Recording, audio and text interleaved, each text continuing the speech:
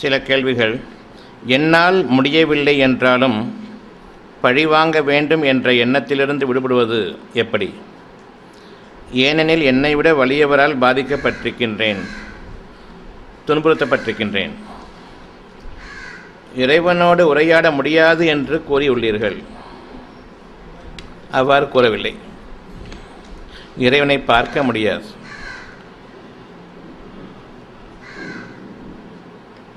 வாழ்க்கைக்கு பணம் தேவையற்றது என்று கூறுகிறீர்கள். ஆனால் பணம் இல்லாத நிலையில் விரக்தி அடைய வேண்டியிருக்கிறது. உயிரின் மேல் ஆதிக்கம் செலுத்தக்கூடிய அதிகாரம் இறைவனுக்கு மட்டுமே உண்டு. எனில் கருக்கலப்பு செய்து கொள்கிறார்களே எப்படி?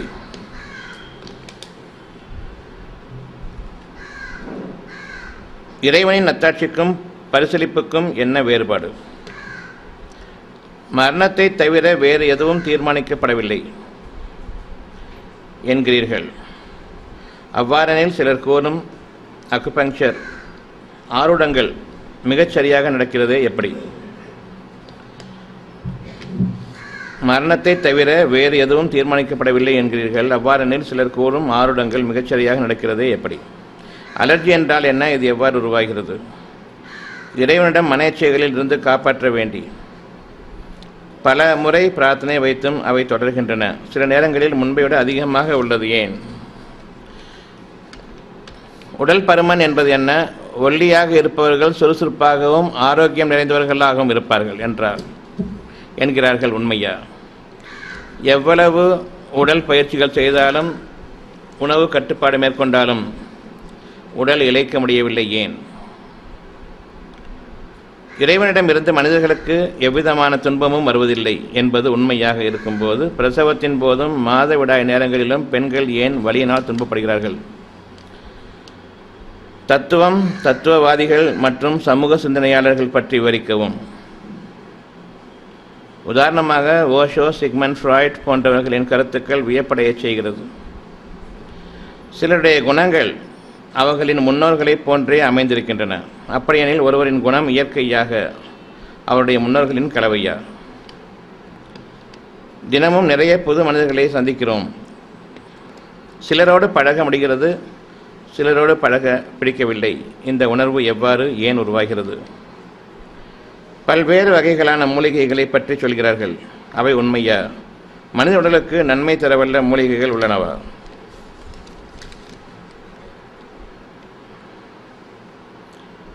எனக்கு 8 வருடமாக சர்க்கரை நோய், கால் விரல்கள் கால் மரத்து போயிருக்கிறது. இதற்கு தீர்வு உண்டா?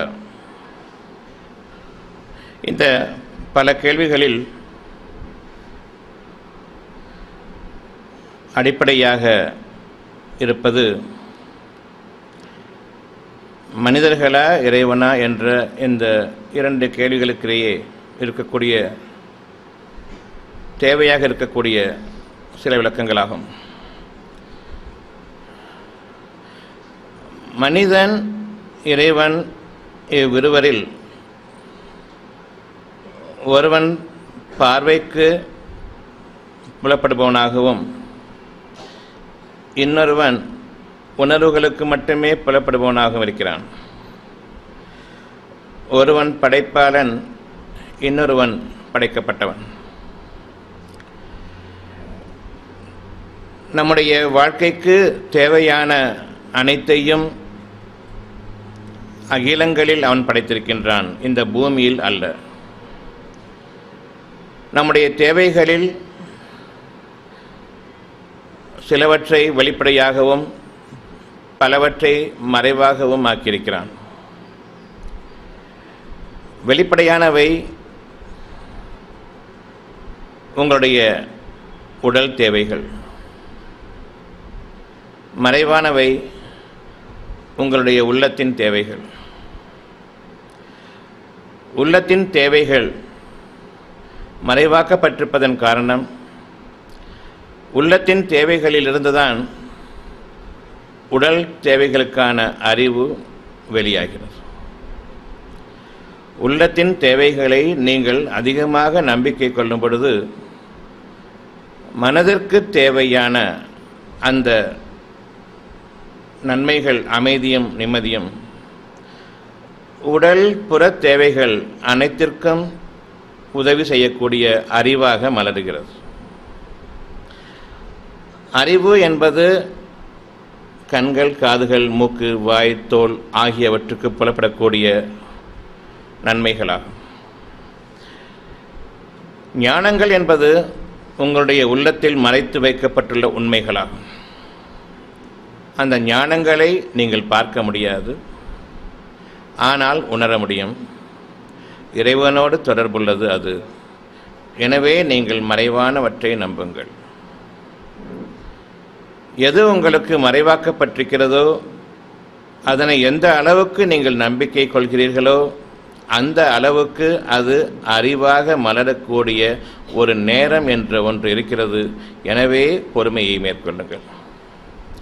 மறைவான வாழ்க்கையிலிருந்து, உள்ளத்தினுடைய விருப்பத்திலிருந்து வெளிப்படையான ஒரு வாழ்க்கை உங்களுக்காக அறிவாக படைக்கப்பட இருக்கிறது. நீங்கள் விரும்பிய அளவுக்கு படைக்கப்பட இருக்கிறது. எனவே நம்பிக்கை கொள்ளுங்கள். நாம் ஒரு காலத்தில் இருட்டில் வாழ்ந்து கொண்டிருந்தோம். அப்பொழுது நமக்கு வெளிச்சம் தேவைப்பட்டது. அது இருட்டிலும் நான் பார்க்க வேண்டும் என்ற அந்த வெளிச்சமாகும். இந்த மின்சாரம் கண்டுபிடிக்கப்படுவதற்கு முன்பாக நாம் இருளில் வாழ்ந்து கொண்டிருந்தோம். அப்பொழுது என்னுடைய உள்ளத்தின் தேவை எனக்கு வெளிச்சம் பகலிலும் இருப்பது போன்று இரவிலும் வேண்டும். உங்களுடைய விருப்பத்திற்கேற்ப அகல் விளக்கை உங்களுக்கு கற்பித்தான். அதற்கு முன்பாக தீப்பந்தத்தை கற்பித்தான். வெளிச்சம் அதில் இருக்கிறது. இருந்தாலும் அந்த வெளிச்சம் போதாது. இன்னும் அதிகமான தூரத்திற்கு வெளிச்சம் தேவை. நிரந்தரமான வெளிச்சம் தேவை. மெதுவான வெளிச்சம் தேவை. படிக்கக்கூடிய வெளிச்சம் தேவை. பக்கத்தில் இருப்பது தெரிந்தால் போதும் என்ற அளவுக்கு ஆகும் பொழுது அகல் விளக்கும், பின்னர் அரிக்கன் விளக்கும், மெழுகுவர்த்தியும், அதன் பின்னர் மின்சாரமும் உங்களுடைய தேவைகளுக்கும் நம்பிக்கைக்கும் ஏற்ப உள்ளத்தில் இருக்கக்கூடிய ஞானங்கள் அறிவாக வெளிப்படுகிறது. ஒவ்வொருவருக்கும் வெளிச்சம் தேவை. எந்த அளவுக்கு அவர்கள் நம்பிக்கை கொள்கிறார்களோ அந்த அளவுக்கு சிறிது, அந்த அளவுக்கு மேன்மையானது. இவ்வளவுதான். இப்பொழுது உங்களுக்கு தேவை, நினைத்த போது எனக்கு வெளிச்சம் ஏற்பட வேண்டும், நினைத்த போது எனக்கு இருள் ஏற்பட வேண்டும், நான் தூங்குவதற்கு இருள் வேண்டும், இளைப்பாறுவதற்கு எனக்கு இருள் வேண்டும், பார்ப்பதற்கும் தேடுவதற்கும் எனக்கு வெளிச்சம் தேவை, நான் விரும்பும் போது எனக்கு வெளிச்சம் தேவை, நான் தேவையில்லை என்று ஆகும் பொழுது எனக்கு இருள் தேவை, அமைதி தேவை. இந்த எண்ணங்கள் எனக்கு இருக்கிறது. சூரிய வெளிச்சம் இருக்கிறது, அதில் வெப்பமும் இருக்கிறது. எனக்கு இந்த வெப்பம் வேண்டாம் என்று ஆகும் பொழுது அந்த எண்ணத்திற்கேற்ப விசிறி என்ற அந்த ஒன்றை அறிவாக மலரச் செய்தான். உள்ளத்தில் இருக்கக்கூடிய ஒரு தேவை, மறைவாக இருக்கக்கூடிய ஒரு தேவை. அதற்கு முன்பாக அந்த விசிறிக்கு பதிலாக கையை ஆட்டிக் கொண்டிருந்தோம். பிறகு விசிறியாக மாறி, மின் விசிறியாக மாறி, பின்னர் ஏசி என்று ஆகியிருக்கிறது. இப்பொழுது விரும்புங்கள், எந்த ஒன்றையும் நான் கைகளால் அசைப்பதற்கு பதிலாக என் கைகளை உபயோகப்படுத்தி ஒரு நன்மையை எனக்கு உபயோகப்படுத்திக் கொள்வதற்காக பதிலாக தானாக அது நிறைவேற வேண்டும் என்று நம்புங்கள், விரும்புங்கள். அவ்வாறு விரும்பும் பொழுது அதற்குரிய அறிவின் மலர்ச்சி உங்களுக்கு இருக்கிறது. இதயங்களில் நீங்கள் எதை நம்புகிறீர்களோ அது உங்களுடைய வெளிப்படையான பொருள் அடிப்படையிலான அறிவின் வளர்ச்சியாக அது மேலும். என்ன இருந்தாலும் சரி, இறுதியாக உங்களுடைய கைகளையும் கால்களையும் உடல் உழைப்பை கொண்டு உபயோகப்படுத்தக்கூடிய எந்த ஒன்றையும் நீங்கள் விரும்ப முடியாதவர்களாக ஆகிறீர்கள். படுத்துக்கொண்டு மின்விசிறி அணைக்க வேண்டுமென்றால் தூக்கத்தை கலைத்து கொண்டு எழுந்து சென்று நான் சுவிட்ச் தட்டுவது என்பது உடல் உழைப்பு. எனக்கு விருப்பமில்லை. படுத்துக்கொண்டே நான் அதை அணைக்க வேண்டும். எனவே ரிமோட் உங்களுக்காக ஒரு சாதனமாக, உபகரணமாக, அறிவாக மலர்ந்தோங்கியது. உங்களுடைய உள்ளத்தில் நீங்கள் எதனை நம்பிக்கை கொண்டிருக்கிறீர்களோ, மறைவானவற்றை எந்த அளவுக்கு நீங்கள் நம்புகிறீர்களோ அந்த அளவுக்கு உங்களுடைய வாழ்க்கையினுடைய உயர்வு இருக்கிறது. உங்களுடைய இந்த உலகம் உங்களுக்கான விருந்தோம்பல் செய்யக்கூடிய உலகமாக அது மாறும். நீங்கள் விருந்தினர்களாக உபசரிக்க வேண்டிய இந்த பூமியின் மீது உள்ள கட்டளை அப்பொழுது நிறைவேறும். மனிதர்கள் என்ன விரும்புகிறார்களோ அதற்கு இந்த பூமியும் வானமும் கட்டுப்பட வேண்டும். மறைவாக நீங்கள் வாழக்கூடிய அந்த வாழ்க்கை தான் இன்று உங்களுக்கு சுகத்தை கொடுத்து கொண்டிருக்கின்றது. இப்பொழுது இந்த ரிமோட்டும் வேண்டாம், அதை தேடி பிடித்து நான் அமுக்க வேண்டியிருக்கிறது. இந்த உழைப்பும் எனக்கு பிடிக்கவில்லை. அரை தூக்கத்தில் இருக்கும் பொழுதே நான் விரும்பும் பொழுது காற்று அமர்ந்துவிட வேண்டும், நான் வேண்டும் பொழுது காற்று எனக்கு வர வேண்டும். மறைவாக நீங்கள் எந்த அளவுக்கு உங்களுடைய எண்ணங்களை விரும்புகிறீர்களோ அந்த அளவுக்கு உபகரணங்களே இல்லாமல் உங்களுடைய அசைவுகளுக்கு இந்த அகிலங்கள் கட்டுப்படுமே. இதற்காகத்தான் நீங்கள் படைக்கப்பட்டிருக்கிறீர்கள். எந்த மனிதரையும் நம்பி வாழ தேவையில்லாத ஒரு வாழ்க்கையின் மீது நீங்கள் அமைய வேண்டும் என்பது இறைவனுடைய விருப்பம். அந்த விருப்பத்தை தான் உங்களுடைய இருதயங்களில் தன்னுடைய விருப்பத்தை உங்களுடைய விருப்பமாக ஏற்க செய்கிறான். இறைவனுடைய விருப்பங்கள் அழகானது. அந்த விருப்பங்களை நாம் ஏற்கின்றோம். இங்கு நாம் இறைவனை நம்பிக்கை கொள்கிறோமா அல்லது இறைவனை நிராகரிக்கிறோமா? இங்குதான் நீங்கள் இறைவனை நிராகரிப்பதும் இறைவனை ஏற்றுக்கொள்வதும் ஆரம்பமாகிறது. மனதளவில் நான் கற்பனைகளில் வாழ்ந்து கொண்டிருக்கின்றேன். பின்னர் அந்த வாழ்க்கை எனக்கு நனவுலகில் ஆக வேண்டும் என்று விரும்பும் பொழுது ஏதாவது ஒரு உபகரணத்தை கொண்டுதான் வாழ முடியும் என்று உங்களுடைய அறிவை கொண்டு உங்களுடைய ஞானங்களை எதிர்க்க ஆரம்பிக்கிறீர்கள். இறைவனுடைய அருள் உங்களுடைய இருதயத்தில் இறங்கி மற்றவற்றையெல்லாம் மறந்து மனக்கண்ணில் பகல் கனவுகளாக நீங்கள் வாழ்ந்து கொண்டிருக்கும் நிலையில் உலகையே மறந்து விடுகிறீர்கள். பின்னர் கனவுகள் மறைந்து இந்த உலகத்திற்கு திரும்பும் பொழுது உங்களுடைய அறிவை கொண்டு இந்த கனவை எதிர்க்கிறீர்கள். இப்பொழுது நீங்கள் இறைவனை நிராகரிப்பவர்களாக மாறுகிறீர்கள். சொற்ப அறிவை கொடுத்ததன் காரணமாக இந்த அறிவு மேலானது இதுவரையில் மனக்கண்ணில் வாழ்ந்தீர்களே, அந்த மனக்கண் வாழ்க்கை என்பது ஒரு மாயையானது என்று நீங்கள் கற்பிக்கப்பட்டிருக்கிறீர்கள். ஆனால் ஏன் வாழ்ந்தீர்கள்? கற்பனை என்ற வாழ்க்கை உங்களுக்கு எதற்காக அமைந்தது? ஏன் அந்த கற்பனை வாழ்க்கையை நீங்கள் விரும்ப ஆரம்பித்தீர்கள்? நீங்கள் யார், இறைவன் யார் என்பதையும் இறைவன் உங்களுக்கு எந்த அளவுக்கு நெருக்கமாக இருக்கின்றான் என்பதையும் நீங்கள் உணருங்கள். நாளைய வாழ்க்கை எனக்கு நன்மையாக அமைய வேண்டும் என்று விரும்புகிறீர்கள். ஆனால் நாளைய வாழ்க்கையில் உங்களுக்கு மூச்சு இருக்குமா, எழுந்திருப்பீர்களா என்பது உங்களுக்கு தெரியாது. இருந்தாலும் உங்களுடைய பேரன் பேத்திகளை பற்றி இப்படி நினைத்துக் கொண்டிருக்கிறீர்கள். அந்த அளவுக்கு அந்த வாழ்க்கையானது மாயையான வாழ்க்கையில் நீங்கள் வாழ்கிறீர்கள். அந்த வாழ்க்கைதான் மனதிற்கு சுகமான வாழ்க்கை. அந்த எண்ணம் தான் உங்களை நாளை வரையில் வாழ வேண்டும் என்ற அந்த எண்ணத்தை தூண்டிக் கொண்டிருக்கிறது. நாளைய வாழ்க்கை என்னிடம் இல்லை என்கிறீர்கள். இருந்தாலும் இறைவனுடைய அந்த மனக்கண் வாழ்க்கை தான் உங்களை நாளைய வாழ்க்கையை நம்பிக்கை கொள்ளச் செய்கிறது. நாளைய வாழ்க்கையின் மீது நீங்கள் நம்பிக்கை கொள்வது இறைவனை நம்பிக்கை கொள்வதாகும். ஏனென்றால் நாளைய வாழ்க்கையை பற்றி உங்களுக்காக அறிவிப்பவன் இறைவன் ஒருவன் தான். எந்த அளவுக்கு சுகமான வாழ்க்கையை நான் விரும்புகின்றேனோ அந்த அளவுக்கு என்னுடைய மனம் அமைதி பெறுகிறது. எந்த அளவுக்கு கஷ்டமான வாழ்க்கையை நான் எதிர்நோக்கி இருக்கின்றேனோ அந்த அளவுக்கு என் மனம் அல்லல் படுகிறது, கவலை கொள்கிறது, விரக்தி கொள்கிறது. சுகமான வாழ்க்கை என்பது என்ன? என்னுடைய அனைத்து தேவைகளும் என்னிடம் இருக்க வேண்டும். அவ்வாறு இல்லை என்றால் எனக்கு சுகவீனம். எனவே நாம் குறுக்கு வழிகளை, பொருள் அடிப்படையிலான வழிகளை நாம் முயல்கிறோம். காற்றுள்ள போதே தூற்றிக்கொள்ள வேண்டும் என்பதற்காக வயசு இருக்கும் பொழுதே அதிகமாக உழைத்து நான் நிறைய பொருளை சேமித்துக் கொள்ள வேண்டும். உங்களுடைய உடலுக்கான பொருள்களை நீங்கள் சேமிக்கிறீர்கள். ஆனால் சீக்கிரமே நீங்கள் சேமித்த அந்த பொருள் உங்கள் உடலுக்கு ஒவ்வாது. உங்களுடைய மனதிற்கு ஊட்டமும் ஊக்கமும் இப்பொழுது தேவை. உங்களுடைய உடல் உங்களுடைய சக்தியை இழக்கிறது, அது இயங்கும் சக்தியை இழக்கிறது. மனமோ சுகத்தை விரும்புகிறது, உடலோ சுகத்தை அனுபவிக்க திராணி இல்லாமல் ஆகிவிடுகிறது. இப்பொழுதும் மனக்குழப்பம். இவ்வளவு காலங்களும் நான் என் சுகத்துக்காக உழைத்தேன். ஆனால் என் உடல் இப்பொழுது அதை ஏற்கும் தருவாயில் இல்லை. இது அலர்ஜி ஆகும். நீங்கள் விரும்புகிறீர்கள், உடல் ஏற்றுக்கொள்வதில்லை. ஏன் இந்த ஒவ்வாமை ஏற்படுகிறது? உணவு உட்கொண்டதன் காரணமாக எனக்கு ஏற்றுக்கொள்ளவில்லை. சில பொருள்கள் எனக்கு அரிப்பை ஏற்படுத்துகின்றன, சில பொருள்கள் எனக்கு மூக்கோட்டத்தை, தும்மலை ஏற்படுத்துகின்றன. இது பொய். உங்களுடைய உள்ளத்திற்கும் நம்பிக்கை கொண்ட பிறகு அதனை நிராகரிக்கும் உங்களுடைய அறிவுக்கும் இடையே இருக்கக்கூடிய ஒவ்வாமை, உங்களுடைய இருதயத்தில் ஏற்படக்கூடிய இந்த நோய் நீங்கள் விரும்பும் சுகம் உங்களுக்கு இல்லை என்று அறிவிக்கிறது. உங்களுடைய அறிவை கொண்டு நீங்கள் விரும்பும் சுகத்தை அடைய முடியாது என்பதையும் அறிவிக்கிறது.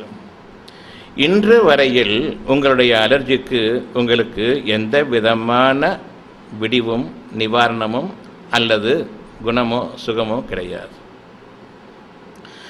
அறிந்து கொள்ளுங்கள், உங்களுடைய இருதயத்தில் நோய் இருக்கிறது. அந்த ஒரு நோய்தான் எண்ணற்ற நூற்றுக்கணக்கான உடல் நோய்களுக்கு காரணமாகும். கழுத்து வலிக்கிறது என்று ஒருவர், இடுப்பு வலிக்கிறது, கைகால் வலிக்கிறது, நடக்க முடியவில்லை, சர்க்கரை நோய், பிபி, கேன்சர், இவ்வளவும் மாயைகள். நீங்கள் எதை அறிவுபூர்வமானது என்று எண்ணிக்கொண்டிருக்கிறீர்களோ அவ்வளவும் மாயைகள். அங்கு வியாதி இல்லை. வியாதிகள் உருவாகும் இடம் எது? மனதில் உள்ள போராட்டங்களும் குழப்பங்களும். மனதில் போராட்டத்தை கிளப்புவது எது? உங்களுடைய அறிவு. எது நன்மையாக இருக்கிறதோ என் மனதில் அதை நம்ப மறுக்கிறது உங்களுடைய அறிவு. எது இறைவனால் படைக்கப்பட்டதோ உங்களுடைய மனதில் அதை வாழ்ந்து முடித்துவிட்டீர்களோ உங்களுடைய மனக்கண்ணில், பிறகு நீங்கள் எதிர்க்கிறீர்கள். இறைவனுக்கு எதிராகவே உங்களுடைய வாழ்க்கையை வாழ்ந்திட முடியும் என்று நீங்கள் நினைக்கிறீர்கள். இருப்பது போதும் என்கிறீர்கள். அப்படி என்றால் இறந்து விடுவதுதானே. நாளைய வாழ்க்கை எதற்கு? நாளைய வாழ்க்கை வேண்டுமென்றால் நாளைய வாழ்க்கை புதிது. நீங்கள் இருப்பீர்களா இருக்க மாட்டீர்களா என்பது தெரியாது, இருந்தாலும் விரும்புகிறீர்கள். எனவே படைக்கப்பட இருக்கக்கூடிய நாளைய வாழ்க்கையை நீங்கள் நம்புகிறீர்கள். நம்பிய பிறகு நேற்றைய வாழ்க்கையை எனக்கு போதும் என்றால் நாளைய வாழ்க்கை உங்களுக்கு இல்லை. எனவே நாளைய வாழ்க்கைக்கும் நேற்றைய வாழ்க்கைக்கும் இடையே போராட்டம். இது அலர்ஜியாகும், ஒவ்வாமையாகும். உடலுக்கு ஒவ்வாத ஒன்றை நீங்கள் விரும்புகிறீர்கள். இறந்து போன வாழ்க்கையை கொண்டு நாளைய வாழ்க்கையை வாழ்ந்து விடலாம் என்று நீங்கள் நினைக்கிறீர்கள். நேற்றைய இருப்புக்களை கொண்டு நாளைய வாழ்க்கையில் சுகம் பெறலாம் என்று நீங்கள் விரும்புகிறீர்கள். நேற்றைய சேமிப்புகள் நாளைய வாழ்க்கைக்கு உங்களுக்கு உத்தரவாதம் என்று நினைக்கிறீர்கள். நாளை என்ற ஒன்று உருவாவதற்கு முன்பாகவே நீங்கள் சேமித்து வைத்ததெல்லாம் உங்களை விட்டும் கண்ணிமைக்கும் நேரத்தில் காணாமல் போகும். நீங்கள் துக்கமடைந்தவர்களாக ஆகிவிடுவீர்கள். உங்களுடைய வாழ்க்கைக்கு உங்களுடைய இறைவன் உங்களுக்கு போதுமானவன் என்ற அந்த உணர்வு இப்பொழுது உங்களுக்கு வேண்டும். உங்களுடைய இறைவன் உங்களுடைய இருதயத்தில் பேசிக்கொண்டிருக்கின்றானே, அந்த பேசிக்கொண்டிருக்கும் நிலையிலேயே நீங்கள் வாழ்ந்து கொண்டிருக்கிறீர்கள். ஏனென்றால் இறைவன் ஒன்றை படைக்க கருதினால் அவன் ஆகுக என்ற மாத்திரத்தில் இது ஆகிவிடுகின்றது. உங்களுக்காக ஒரு வாழ்க்கையை அவன் தீர்மானித்தால், அந்த வாழ்க்கையை உங்களுடைய இருதயத்தில் அமைத்தால், அந்த கணமே நீங்கள் அந்த இருதயத்தில் அந்த வாழ்க்கையை வாழ்ந்து முடித்துவிடுகிறீர்கள். அந்த அளவுக்கு தூய்மையானது, விசேஷமானது இறைவனுடைய வார்த்தைகள். அந்த வார்த்தைகள் உங்களுடைய இருதயங்களில் இறங்கும் பொழுது நீங்கள் வாழ ஆரம்பிக்கிறீர்கள். நீங்கள் அதை மறுக்க முடியாது. பெரும்பாலான நம்முடைய வாழ்க்கை, நாளைய வாழ்க்கை நன்றாக அமையலாம் என்ற அந்த ஒரு நம்பிக்கையை நாடித்தான் உங்களுடைய வாழ்க்கையை பயணித்துக் கொண்டிருக்கிறதே தவிர இன்றைய வாழ்க்கை சுகமாக இருக்கிறது என்ற அடிப்படையில் இல்லை. உங்களுடைய இருதயங்களின் பக்கம் நீங்கள் திரும்புகிறீர்களானால் மறைவான வாழ்க்கையே உங்களுடைய இன்றைய வாழ்க்கை. நாளைய வாழ்க்கையை கொண்டுதான் இன்று வாழ்ந்து கொண்டிருக்கிறீர்கள். நாளைய வாழ்க்கையை எதிர்நோக்கித்தான் இன்று வாழ்ந்து கொண்டிருக்கிறீர்கள். இப்பொழுது உங்களுடைய இருதயத்தில் நேற்றைய வாழ்க்கையினுடைய பாதிப்புகள் இருக்கின்றன. அதை கொண்டு பழிபாவங்கள். இன்னார் எனக்கு குறை செய்துவிட்டார், துக்கத்தை தந்துவிட்டார், எங்கள் மீது பெரும் அநியாயங்கள் செய்துவிட்டார், என்னால் தாங்க முடியவில்லை. புறக்கணிக்க வேண்டியதுதானே? எப்பொழுது உங்களால் முடியவில்லையோ, மன்னித்தல் என்பது பழிபாவங்களை நிறைவேற்றிக் கொள்வதை விட சிறந்தது என்று நீங்கள் அறியும் பொழுது பழிபாவங்களை சுமந்து கொண்டு நீங்கள் ஏன் திரிகிறீர்கள்? நேற்று ஒருவர் உங்களுக்கு துன்பத்தை இழைத்து விட்டார், அவரை மறந்துவிடுங்கள். அந்த துன்பம் உங்களை விட்டும் நீங்கும். உங்களை விட பலசாலி என்று நினைக்கிறீர்கள், அவரை விட பலசாலி இறைவன் என்பதை ஏன் உங்களால் எண்ண முடியவில்லை? நம்பிக்கை கொண்டேன் என்று கூறுகிறீர்கள், உங்களுக்கு சோதனையாகவே யார் மீது நம்பிக்கை கொண்டீர்கள் என்று இறைவன் கேட்கின்றான். எனக்கு அவர் மீது பழி தீர்க்க வேண்டும். அப்படி என்றால் நீங்கள் பிறருக்கு செய்த பழிகளை எல்லாம் உங்கள் மீது தீர்த்து கொண்ட பிறகு அவர்கள் மீது பழி தீர்க்கக்கூடிய அந்த உத்தரவாதத்தை நான் தரட்டுமா என்று கேட்டால் உங்களுடைய பதில் என்ன? நீங்கள் யாருக்கெல்லாம் எவ்வளவோ துன்பம் அடைத்திருப்பீர்கள், எவ்வளவோ மன கஷ்டங்கள் ஏற்படுத்தியிருப்பீர்கள், அவ்வளவுக்கும் உங்களுக்கு பழிக்கு பழி வாங்கிய பிறகு நீங்கள் அவர்கள் மீது பழி வாங்கக்கூடிய அந்த ஒரு சக்தியை, ஆற்றலை தரட்டுமா என்று கேட்டால் இது நியாயமான கேள்வியா இல்லையா? இறைவன் உங்களுடைய குற்றங்களை எல்லாம் மன்னித்து உங்களுக்கு அருள் புரிந்திருக்க நீங்கள் மட்டும் பிறரை பழிவாங்க வேண்டும் என்ற எண்ணத்தை கொண்டிருக்கிறீர்கள். இறைவன் அவரை உங்களை விட்டும் பாதுகாத்து கொண்டிருக்கின்றான். அவரை விட கொடுமையாளர்கள் நீங்கள். அவர் அளவுக்கு வலிமை மிக்கவர்களாக நீங்கள் இருப்பீர்களானால் அவரை விட 2 மடங்கு வேதனையை நீங்கள் பலருக்கு செய்திருப்பீர்கள் என்று இறைவன் அறிகின்றான். எனக்கு ஒருவர் துரோகம் செய்துவிட்டார், அவ்வளவு வெறி இருக்குது எனக்கு, பழிக்கு பழி வாங்க வேண்டும். இறைவன் கூறுகிறான், எந்த அளவுக்கு அவர் உங்களுக்கு துன்பம் இழைத்தாரோ அந்த அளவுக்கு மேல் நீங்கள் துன்பம் விளைவிக்கக்கூடாது. இது நியாயமானதா இல்லையா? நீங்கள் பழி வாங்க துடிக்கிறீர்கள், இப்பொழுது உங்களுக்கு அந்த ஆற்றலை கொடுத்து விட்டால் வரம்பு மீறி விடுவீர்களா? அதே அளவுக்கு பழி வாங்குவீர்களா? உங்களுக்கு இருக்க வெறிக்கு அவர் மீது சக்தி பெற உங்களுக்காக ஆற்றலை கொடுத்து விட்டால் அந்த வெறித்தனத்தின் காரணமாக நீங்கள் வரம்பு மீறுபவர்களா, அல்லது எந்த அளவுக்கு நீங்கள் பாதிக்கப்பட்டவர்களோ அதே அளவுக்கு பாதிப்பை ஏற்படுத்தக்கூடிய மனநிலையில் நீங்கள் இருக்கிறீர்களா? எது சரி? நீங்கள் வரம்பு மீறுபவர்களாக இருப்பீர்கள் என்பதை பற்றி இறைவன் உங்களை பற்றி அச்சம் கொள்கின்றான். உங்களுடைய நன்மைக்காக உங்களுக்கு அந்த ஆற்றலை கொடுக்கவில்லை. அந்த எண்ணம் இருப்பதன் காரணமாகவே நீங்கள் ஏற்கனவே பழிதீர்த்து விட்டீர்கள் என்பதை நினைவு கொள்ளுங்கள். யார் கண் பட்டதோன்னு கேட்குறீங்களா இல்லையா? கண் படுறதுக்கு அவ்வளோ தூரத்துக்கு வேகம் இருக்குதே, இவ்வளோ வேகத்தை வச்சுக்கிட்டு இருக்கிறீங்களே, ஏற்கனவே முடிஞ்சு போச்சு, அமைதியாக இருக்கு. உள்ளத்தின் உணர்வுகளுக்கு நிச்சயமாக நியாயமான கூலி நிறைவேறிவிட்டது. நீங்கள் நிறைவேற்ற வேண்டும் என்பது அவசியமில்லை. படைத்த இறைவன் உங்களுடைய எண்ணங்களை, அதன் பிரதிபலிப்பை அறிந்தவனாக இருக்கிறான்.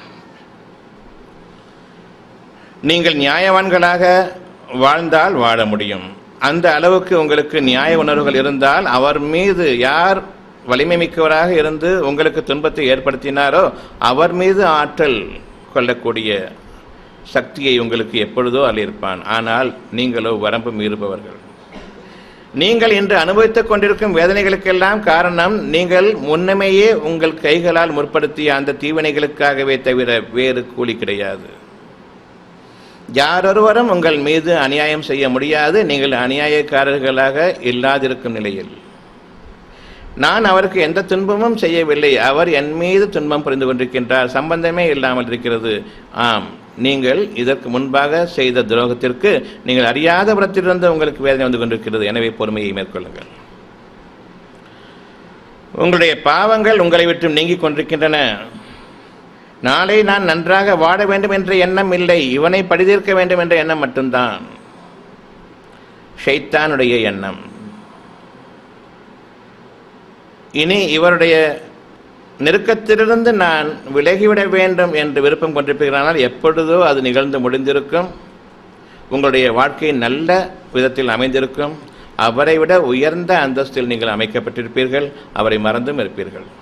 ஆனால் எங்கோ ஒரு மூலையில் உட்கார்ந்து கொண்டு அவர் உங்கள் மீது பொறாமை கொண்டவராக, தன்னை நிந்தித்துக் கொண்டிருப்பவராக அவர் அமைந்திருந்திருப்பார். இறைவன் புறத்திலிருந்து அவருக்குரிய கூலி வேறு விதமாக வந்திருக்கும். எப்படி சம்பந்தமில்லாதவர் உங்களுக்கு துன்பத்துக் கொண்டிருக்கிறாரோ அதே போன்றே அவருக்கு சம்பந்தமில்லாமல் வேறு துன்பங்கள் வந்து கொண்டிருக்கும். இது நேரம் வரையில் அவர்கள் துன்பத்தை அனுபவித்துக் கொண்டிருப்பார்கள் என்பது உங்களுக்கு தெரியாது.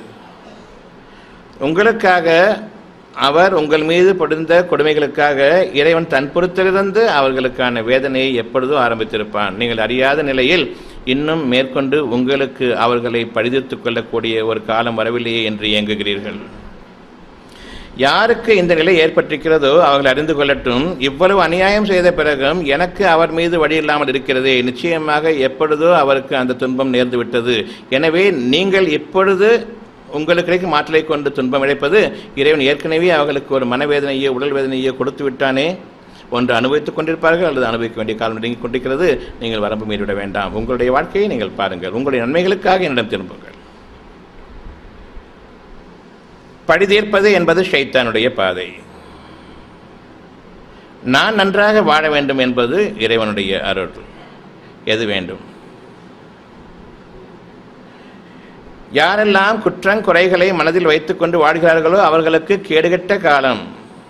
அவர்கள் நன்றாக வாழவே மாட்டார்கள்.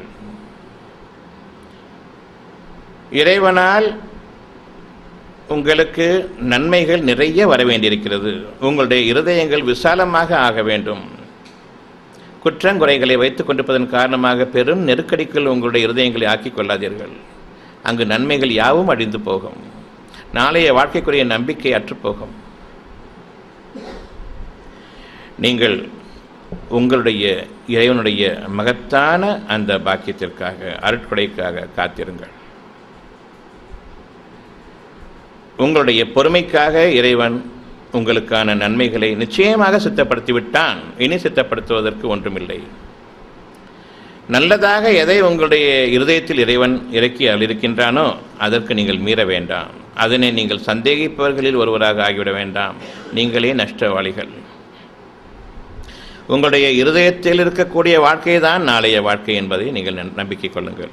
அதில் தான் நீங்கள் இதுவரையில் வாழ்ந்து கொண்டிருக்கிறீர்கள், உலகமே வாழ்ந்து கொண்டிருக்கிறது என்பதையும் நம்புங்கள்.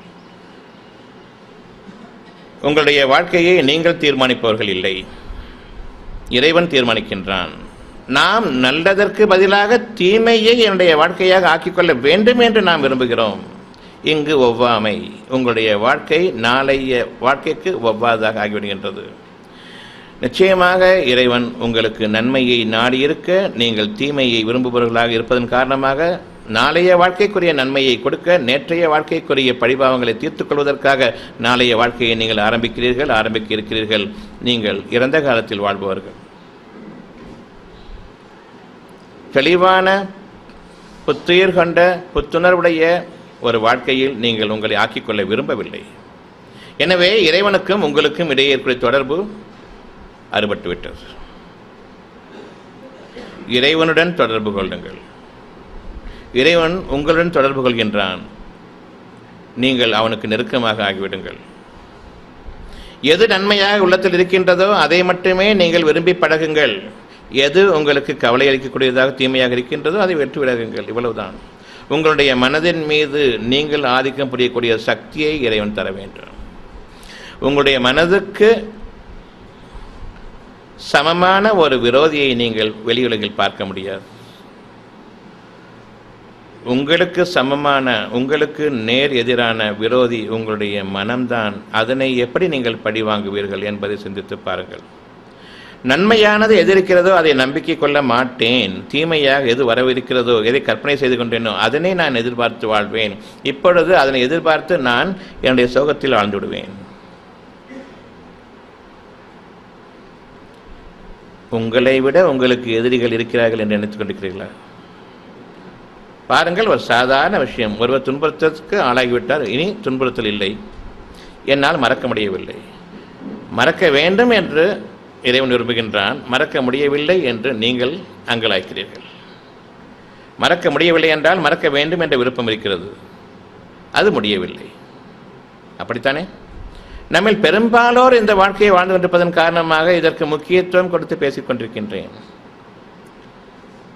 எல்லா கேள்விகளுக்கும் பதில் தேவையில்லை. ஒன்றிலிருந்து நன்மைகள் பிறக்கின்றன. ஒரு நன்மையிலிருந்து பல நன்மைகள்.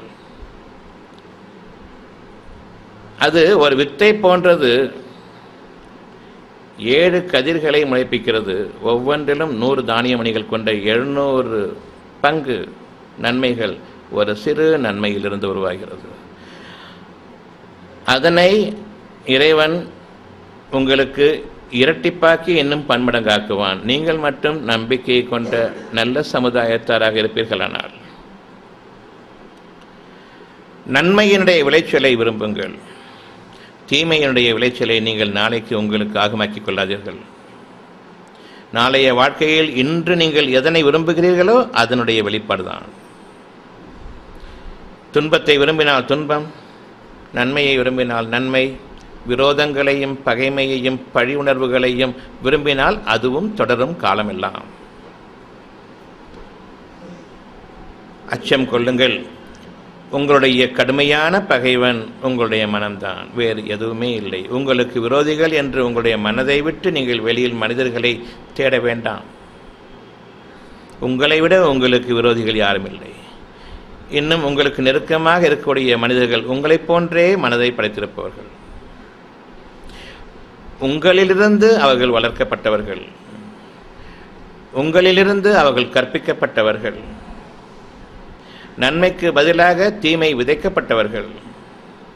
பிறக்கும் பொழுது அவர்கள் தீமையை தங்களுடைய பெற்றோர்களிடமிருந்து கிடைக்க பெற்றவர்களாக வளரவில்லை. பிறந்த பிறகு அவர்களை பாலூட்டி வளர்க்கும் பொழுது உங்களுடைய விஷயங்களையும் சேர்த்து வளர்த்திருக்கிறீர்கள். பெரும்பாலும் மனிதர்கள் தூய்மையற்றவர்களாக இருப்பதன் காரணமாக குழந்தை பேரு கூட தள்ளி போகிறது. இறைவனுடைய நாட்டப்படி உங்களுடைய அவசரமெல்லாம் குழந்தையை ஊருக்கு காண்பிப்பதற்காக. இறைவனோ உங்களுடைய தேவைக்காக, உங்களுடைய நன்மைக்காக, உங்களுடைய இருதயம் கண் குளிர்ச்சிக்காக உங்களுக்காக ஒன்றை அளிக்க நாடுகின்றான். எல்லாவற்றுக்கும் நேரம் பார்க்கும் நீங்கள் என்னுடைய நல்ல நேரத்தில் என் குழந்தை பிறக்க வேண்டும், குழந்தைக்கான நல்ல நேரம் அல்ல, என்னுடைய நல்ல நேரத்திற்கு என் குழந்தை பிறக்க வேண்டும் என்பதாகும். ஆனாலும் நீங்கள் கற்பிக்கப்பட்டிருக்கிறீர்கள், கல்யாணம் ஆகிவிட்டால் 10 மாதத்தில் நீங்கள் குழந்தையை பெற்று உங்களுடைய மாமனார் மாமியார் கைகளை கொடுக்க வேண்டும். அதுவரையில் அவர்கள் உங்களை பீத்தெறிந்துவிடுவார்கள். இந்த மனிதர்கள் உங்களுடைய விரோதிகள், இறைவனுக்கு பகிரங்கமான விரோதிகள். உங்களுடைய குழந்தைகள் உங்களுக்காக என்று நீங்கள் விரும்புவீர்களானால் அது உங்களுக்கு எப்பொழுதோ பிறந்திருக்கும். ஆனால் ஊருக்கு காண்பிப்பதற்காக, ஊர்வாயை அடைப்பதற்காக நீங்கள் குழந்தையை விரும்புகிறீர்கள். அது ஒரு காலம் நடக்காது. ஊர் மனிதர்களை துன்புறுத்துகிறார்கள். பிறப்பதும் படைப்பதும் உங்களுடையதல்ல. இறைவன் நாடியவர்களுக்கு ஆண் குழந்தைகளை கொடுக்கின்றான், இறைவன் நாடியவர்களுக்கு பெண் குழந்தைகளை கொடுக்கின்றான். இன்னும் இறைவன் தான் நாடியவர்களுக்கு ஆண் குழந்தைகளையும் பெண் குழந்தைகளையும் சேர்த்து கொடுக்கின்றான். இன்னும் தான் நாடியவர்களை ஒரு குறிப்பிட்ட காலம் வரை மலடாகச் செய்கிறான். இதில் எதனை நீங்கள் மறுப்பீர்கள்? எதனை நீங்கள் உங்களுக்கு உரிதாக ஆக்கிக்கொள்வீர்கள்? நீங்கள் யாரை எதிர்ப்பீர்கள்? இப்பொழுது படைப்பு என்பது உங்கள் கையில் இல்லை.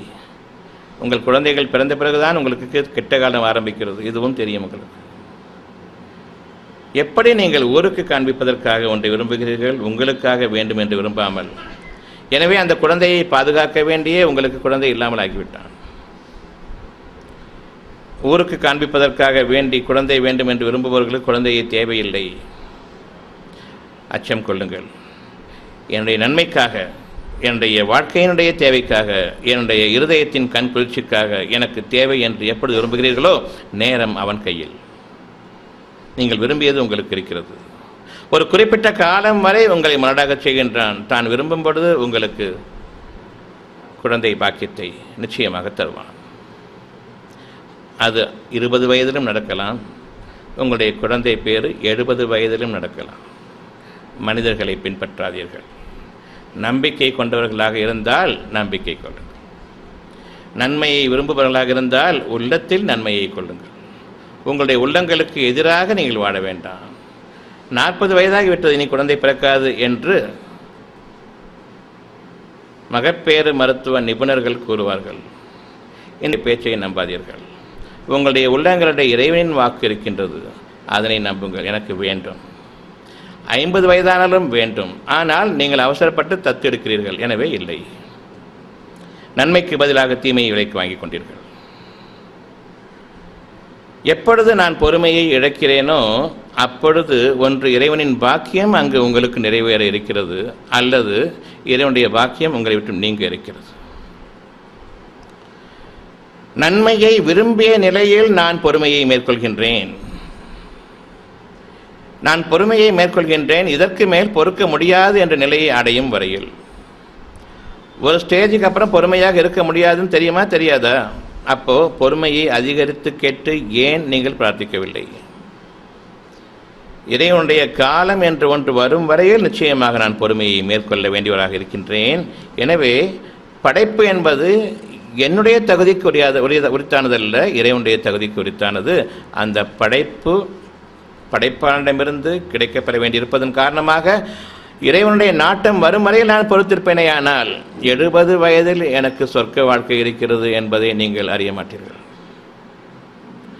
நீங்கள் விரும்பிய வாழ்க்கை உங்களுக்கு கொடுத்து வைத்தால் உங்கள் குழந்தை பிறந்த அந்த 20 வயதில் உங்களுக்கு நரக வாழ்க்கை இருக்கிறது என்பதையும் நீங்கள் அறியாதவர்கள் இல்லை. இவ்வுண்மைகளில் எதனை நீங்கள் மறுப்பீர்கள்? நான் நம்பிக்கையுடன் காத்திருக்கும் நேரமெல்லாம் எனக்கு நன்மைகள் அதிகமாகிக் கொண்டிருக்கிறது. இப்பொழுது அழகான முறையில் இறைவன் உங்களை சோதிக்க நாடுகின்றான். எவ்வளவு தூரம் நீங்கள் போகிறீர்கள் பார்க்கலாம். அந்த அளவுக்கு உயர்வு உங்களுக்கு நாளைய வாழ்க்கையில் இருக்கிறது என்பதை இறைவன் அறிந்தவனாக ஒரு விஷயத்தில் நீங்கள் பொறுமையை மேற்கொண்டு விட்டால் நம்பிக்கையுடன் நிச்சயமாக அந்த பொறுமையுடைய காலத்தை இறைவன் அதிகரிக்கின்றான். ஒவ்வொரு க்ஷணமும் நீங்கள் தாமதிக்கும் அந்த பொறுமையை கொண்டு தாமதிக்கும் நேரமெல்லாம், இறைவனுக்காக தாமதிக்கும் நேரமெல்லாம் உங்களுடைய பாக்கியங்கள் உங்களுக்கு நன்மையாகி கொண்டிருக்கின்றன. இதற்கு மேல் பொறுக்க முடியவில்லை என்று ஆகும் பொழுது உங்களுடைய தேவைகளை நீங்கள் சம்பாதித்த நன்மையின் அளவுக்கு உங்களுக்கு நிறைவேற்றுகின்றான். எனவே பொறுமையினுடைய கடைசி நேரத்தில் இதற்கு மேல் என்னால் பொறுமையாக இருக்க முடியாது என்று ஆகும் பொழுது தன் புறம் இருந்துள்ள நன்மைகளை உங்களுக்கு கொடுத்து விடுகின்றான். நீங்கள் இறைவனை பற்றி அப்பொழுது திருப்தி அடைகிறீர்கள். அவநம்பிக்கையுடன் பொறுமையாக இருக்கின்றேன், இது இரண்டாவது வகையிலான பொறுமை. பெரும்பாலான மனிதர்கள் அவநம்பிக்கையுடனே பொறுமையை மேற்கொள்கிறார்கள்.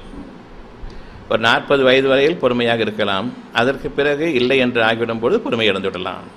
எனவே பொறுமைக்கு ஒரு எல்லையை நீங்கள் நிர்ணயிக்கிறீர்கள். அங்கு உங்களுடைய பொறுமைக்கு உரிய கூலி இல்லாமல் ஆகிவிட்டது. அந்த 40 வயது அடையும் பொழுது இறைவனுடைய பாக்கியம் உங்களுக்கு இல்லை. எப்பொழுது இறைவனுடைய பாக்கியம் உங்களுக்கு இருக்கிறது? நம்பிக்கையுடன் மனிதர்களுடைய அறிவை கொண்டு நம்பாமல்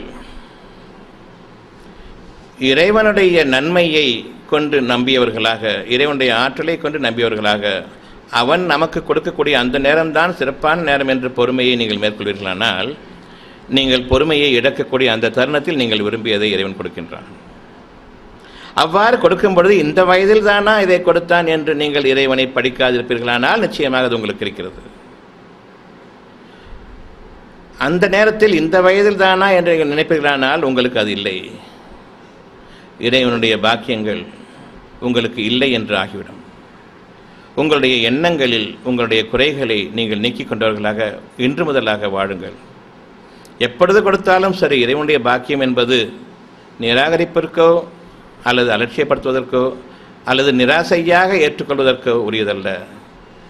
பயபக்தியுடன் அதை நாம் பேணிக்கொண்டு இறைவனுக்கு நன்றியோடு இருக்கக்கூடிய அந்த பாங்கு நமக்கு வரும்பொழுது நீங்கள் எதிலுமே குறைபட்டவர்களாக ஆகிவிட மாட்டீர்கள். ஆஸ்துமா என்ற ஒரு வியாதி இருக்கிறது. வாழ்நாள் முழுமைக்கும் உங்களை பாடாய்படுத்திவிட்டு இறுதியில் 50-60 வயதிற்கு பிறகு அது நீங்குகிறது. இப்பொழுது நீங்கியதன் காரணமாகவே இறைவனை நீங்கள் நிச்சயமாக படிப்பீர்கள். இவ்வளவு காலம் என்னை வதைத்து விட்டானே என்று, என்னுடைய இளமையெல்லாம் போய்விட்டது, இனி நான் வாழ்ந்து என்ன, வாழாவிட்டால் என்ன? அந்த உணர்வுகள், நன்றிகட்ட உணர்வுகள் நமக்கு இருக்கின்றன என்பதை நீங்கள் அறிவீர்களாயின் ஏன் நம்முடைய பிரார்த்தனைகள் நமக்கு நிறைவேறுவதில்லை என்பது உங்களுக்கு புரியும். பிரார்த்தனைகள் உங்களுக்கு நிறைவேற வேண்டுமென்றால் நிறைவேறிவிட்டதை போன்று அமைதியடையுங்கள். இறைவன் தன்னுடைய வாக்குறுதியில் மீறாதவன். சந்தேகத்துடனேயே நீங்கள் 1000 முறை நீங்கள் ஒவ்வொரு நாளும் எழுதி பிரார்த்தனை செய்தாலும் சரி, அவை அனைத்தும் வீணானது. இறைவனை நிராசை கொள்ளும் வரையில் நீங்கள் அந்த முயற்சிகளை மேற்கொள்வீர்கள். அந்த முயற்சிகளுக்கு பலன் கிடையாது. இறைவன் ஒரு வாக்குறுதி தருகின்றான், அதை அவன் நிறைவேற்ற தகுதி இல்லாதவனா அல்லது உங்களுக்கு போக்கு காட்டி உங்களுடன் விளையாடுபவனா? எப்படி நாம் இறைவனுடைய வாக்குகளை நம்ப மறுக்கின்றோம்? இப்பொழுதும் கூட இங்கு இருப்பவர்கள் அனைவருடைய உள்ளத்திலும் நன்மைகள் மட்டுமே இருக்கின்றன. சுகமான அழகான வாழ்க்கை வேண்டும் என்று இருக்கின்றது. இங்கும் குறைகள் இருக்கின்றன. பிற மனிதர்களைப் போன்று பிற மனிதர்களை நீங்கள் பார்த்து விட்டிருப்பீர்கள். அவர்களுடைய ஆடம்பரத்தையும் அலங்காரத்தையும் நீங்கள் பார்த்து விட்டிருப்பீர்கள். இப்படிப்பட்ட வாழ்க்கை எனக்கு வேண்டும் என்று நீங்கள் விரும்பியிருப்பீர்கள். நிச்சயமாக அது உங்களுக்கு இல்லை. உங்களுடைய இருதயத்தில் என்ன இருக்கிறது என்பதை பாருங்கள். அந்த மறைவான இதுவரையில் வெளிப்படுத்தப்படாத ஒரு வாழ்க்கை அங்கு இருக்கிறது. அது மட்டுமே பிரார்த்தனைக்குரிய வாழ்க்கையாகும். எனக்கு ஒரு வியாதி இருக்கிறது, அது என்னுடைய வியாதி, என்னுடைய உறுப்பினுடைய வியாதி. என்னுடைய சிறுநீரகங்கள் உங்களுடைய உடலுக்கு பொருந்தாது. உங்களுடைய இருதயம் மாற்று அறுவை சிகிச்சையாக என்னுடைய இருதயத்தில் வைத்தால் எனக்கு பொருந்தாது. ஒவ்வாமை, அலர்ஜி. ஒருவருடைய தேவை இன்னொருவருக்கு அலர்ஜி. எங்கு ஒவ்வாமை எனும் அலர்ஜி ஏற்படுகிறது என்பதை நீங்கள் பாருங்கள். உங்களுடைய தேவைகளாக உங்களுடைய உறுப்பில் ஒரு நோய் உருவானால் அது என்னுடைய உறுப்பில் ஏற்பட்டிருக்கக்கூடிய ஒரு பிரத்யேகமான நோய். இந்த நோய்க்கும் இதை போன்றே தோற்றமளிக்கக்கூடிய இன்னொருடைய நோய்க்கும் சம்மதமில்லை. ஒருத்தருக்கு கிட்னி ஃபெயிலியரை பற்றி சொல்லும் பொழுது, இந்த கிட்னி ஃபெயிலியர் அவ்வளவும் தெரிஞ்சவர் ஒருத்தர் இருக்காரு, அவர் கிட்னி ஸ்பெஷலிஸ்ட். நோ,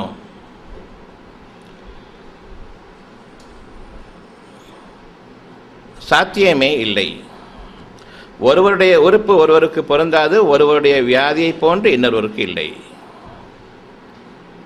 உங்களுக்கு தலைவலிக்கிறது, எனக்கும் தலைவலிக்கிறது. அதை போன்ற ஒரே நோய், ஒரே மருந்து உங்களுக்கும் எனக்கும் இல்லை. எப்படி என்னுடைய உறுப்பு பிறருக்கு பொருந்தாதோ, பிறருடைய உறுப்பு எனக்கு பொருந்தாதோ, அதை போன்று பிறருடைய நோயும் என்னுடைய நோயும் ஒன்றல்ல, வெவ்வேறானது. நீங்கள் ஒரு டாக்டரிடம் போகும் பொழுது அந்த டாக்டரை பற்றி நம்பிக்கை கொள்வதற்காக இதை போன்ற ஒரு நோய் நீங்கள் குணப்படுத்தியிருக்கிறீர்களா என்று கேட்டு வீணான அந்த நம்பிக்கையை வளர்த்துக் கொண்டு நீங்கள் அவர்களிடம் செல்கிறீர்கள். டிவிக்களில் காட்டிவிட்டால் இந்த மாதிரி நோயை குணப்படுத்திவிட்டார் என்று போகும்பொழுது அவ்வளவு பேரும் அங்கு செல்கிறீர்கள். அங்கு 100 பேர் வந்தால், 1000 பேர் வந்தால் 2 பேர் குணமாகி இருப்பார்கள். அந்த 2 பேரை டிவியில் காட்டும் பொழுது நீங்கள் நினைக்கிறீர்கள் எல்லோரும் குணமாகி விடுவார்கள் என்று நீங்கள் அங்கு செல்கிறீர்கள். ஒருவரை போன்ற நோய் ஒருவருக்கு இல்லை. நான் ஒருவரை குணப்படுத்திவிட்டால் இதை போன்றே தோற்றமளிக்கக்கூடிய இன்னொரு நோயை நான் குணப்படுத்திவிட முடியும் என்பதற்கு இல்லை. எனவே இப்பொழுது என்னுடைய பிரார்த்தனை என்ன? எல்லா நோய்களையும் குணமாக்கக்கூடிய சக்தியை கொடு என்பதா, நீ யாருக்கு சுகமளிக்க நாடுகிறாயோ அதற்கு என்னை கருவியாக்கு என்று கூறுவது சரியா? எது சரி? ஒருவருடைய கேடுகளின் காரணமாக, அவர்களுடைய இருதயத்தில் உள்ள நோய்களின் காரணமாக அவர்கள் பாதிக்கப்படுகிறார்கள். அந்த இருதயத்தில் நன்மைகள் இல்லை. இருதயத்திலிருந்து பிறக்கக்கூடிய உயிரோட்டத்திலும் நன்மைகள் இல்லை. அந்த உயிரோட்டம் இரத்தம் மூலமாக உடல் முழுவதும் பரவும் பொழுது நன்மையில்லாத இரத்த ஓட்டம், உயிரோட்டமற்ற இரத்த ஓட்டம் நடைபெறுகின்றது. அங்கு பலவீனம் தலை தூக்குகிறது. எனவே அவர்களுக்கு அவர்களுடைய நோய்கள் உருவாக நிச்சயமாக பாதை வகுக்கப்பட்டுவிட்டது. நீங்களும் இறக்கும் தருவாயிலும் கூறுவீர்கள், தைரியமாக இருங்கள், மனதை தளர விட்டுவிட வேண்டாம். மனதிலிருந்து உங்களுடைய நோய்கள் ஆரம்பிக்கின்றன. மனதை உறுதியாக வைத்துக் கொள்ளுங்கள், நோய்கள் போகும் என்பது இறுதியாக நீங்கள் சொல்லக்கூடிய ஞானமிக்க விஷயங்கள். அப்படியானால் ஒருவரை பார்த்து இந்த வார்த்தை சொன்ன பிறகு நீங்கள் சாதாரண விஷயங்களுக்காக டாக்டரிடம் ஓடுகிறீர்கள். அது எப்படி? எந்த அடிப்படையில்? உண்மை உங்களுக்கு இறுதி தருணங்களில் உங்களுடைய வாய்களில் இருந்து வெளிப்படும். காதுகளால் கேட்கிறீர்கள், உள்ளமும் அது சரி என்று கூறும். உங்களுடைய உள்ளங்களில் இருப்பது சரி என்றால் இன்று முதலாகவே நீங்கள் உங்களுடைய உள்ளங்களில் இருக்கக்கூடிய பிரத்யேகமான உங்களுக்கு மட்டுமே உரிய அந்த நன்மைகளை இறைவனிடம் நீங்கள் பிரார்த்திப்பீர்களானால் அந்த பிரார்த்தனை உங்களுக்கு நிச்சயமாக நிறைவேறும். பிறருடைய வாழ்க்கையையும் ஆடம்பரத்தையும் அலங்காரத்தையும் பார்த்துவிட்டு அதை போன்ற ஒரு வாழ்க்கை எனக்கு வேண்டும் என்று நீங்கள் கேட்கும் பொழுது அசிங்கமானதாகும். அந்த மாதிரி குழந்தை எனக்கு வேணும், அது அங்கே இருக்குது, இனிமேல் தேவையில்லை, அந்த மாதிரி தேவையில்லை, உண்மையாகவே இருக்குது. எனக்கு ஒரு குழந்தை வேண்டும் இருக்கிறது, அழகான குழந்தை வேண்டும். காக்கைக்கு தன் குஞ்சு பொன் குஞ்சு. உங்களுக்கு இருதயத்தில் அழகை ஏற்படுத்துவோன் இறைவன், முகத்தில் அழகல்ல. Tall, fair, slim, beautiful girl I want. அவ்வளோ விஷமும் அங்கே இருக்கும். நான் பெண் பார்க்க போகிறேன், வரன் பார்க்க போகிறேன், என்ன உருவத்தை மூக்கு முடியும் இருக்குது, இவ்வளோ தானே, வேறு என்ன பார்க்க முடியும் உங்களால்? கையில் எவ்வளோ காசு இருக்குது, பெண்ணாக இருந்தால் எவ்வளோ நகை தொங்குது, இவ்வளோ தானே. நல்ல பெண். மகா கேடு. நன்மைகள் என்பது உள்ளத்தின் மூலமாக உள்ளத்தை புரிவதாகும். அங்கு நன்மைகள் இருந்தால் உங்களுக்கு நன்மையாகும். உள்ளத்திற்கு மதம் இருக்கிறதா, ஜாதி இருக்கிறதா? நன்மைகளுக்கு மதம் ஜாதி இருக்கிறதா? நியாய நீதி உணர்வுகளுக்கு ஜாதி மதம் இருக்கிறதா? அதை கொண்டுதானே நீங்கள் வாழ்கிறீர்கள். இந்த மனிதர்களுக்கு என்ன கேடு? இந்த மதம், இந்த ஜாதி, இதுக்குள்ளே எனக்கு வரன் வேணும், அதுக்குள்ளே எனக்கு பெண் வேணும். நன்மை என்பது மதங்களுக்குள்ளோ ஜாதிகளுக்குள்ளோ இல்லை, உள்ளத்தில். உள்ளத்தில் உள்ளதை கொண்டுதான் அவன் மனிதன். மனிதனை படைத்தான். ஜாதிகளையும் மதங்களையும் வெறியர்கள் படைத்தார்கள். நீங்கள் நான் இந்த ஜாதி என்று நீங்கள் வளர்த்துக்கொண்டு, மதம் என்று வளர்த்துக்கொண்டு நீங்கள் பிரார்த்தனை புரியும் வரையில் உங்களுக்கு இறைவன் இல்லை. ஷைத்தான்களையே நீங்கள் பிரார்த்திக்கிறீர்கள். இன்னும் உங்களுக்கு கேடுகள் உங்களுடைய பிரார்த்தனையின் காரணமாக அதிகரிக்கும். உங்களுடைய உள்ளத்தில் எது நன்மையாக இருக்கின்றதோ அதற்கு ஏது பிரார்த்தனை, நம்பிக்கை ஒன்றுதானே வேண்டும். நன்மை வேண்டும் என்று நம்பும் பொழுது இறைவன் உங்களுக்காக அதை நிறைவேற்றி தர மாட்டானா? என்ன கேடு நம்முடைய பிரார்த்தனைகளுக்கு?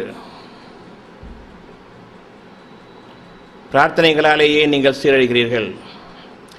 சொந்த நன்மைக்காக அதே நன்மையை மற்றவர்களுக்காகவும் நீங்கள் ஏன் விரும்பவில்லை?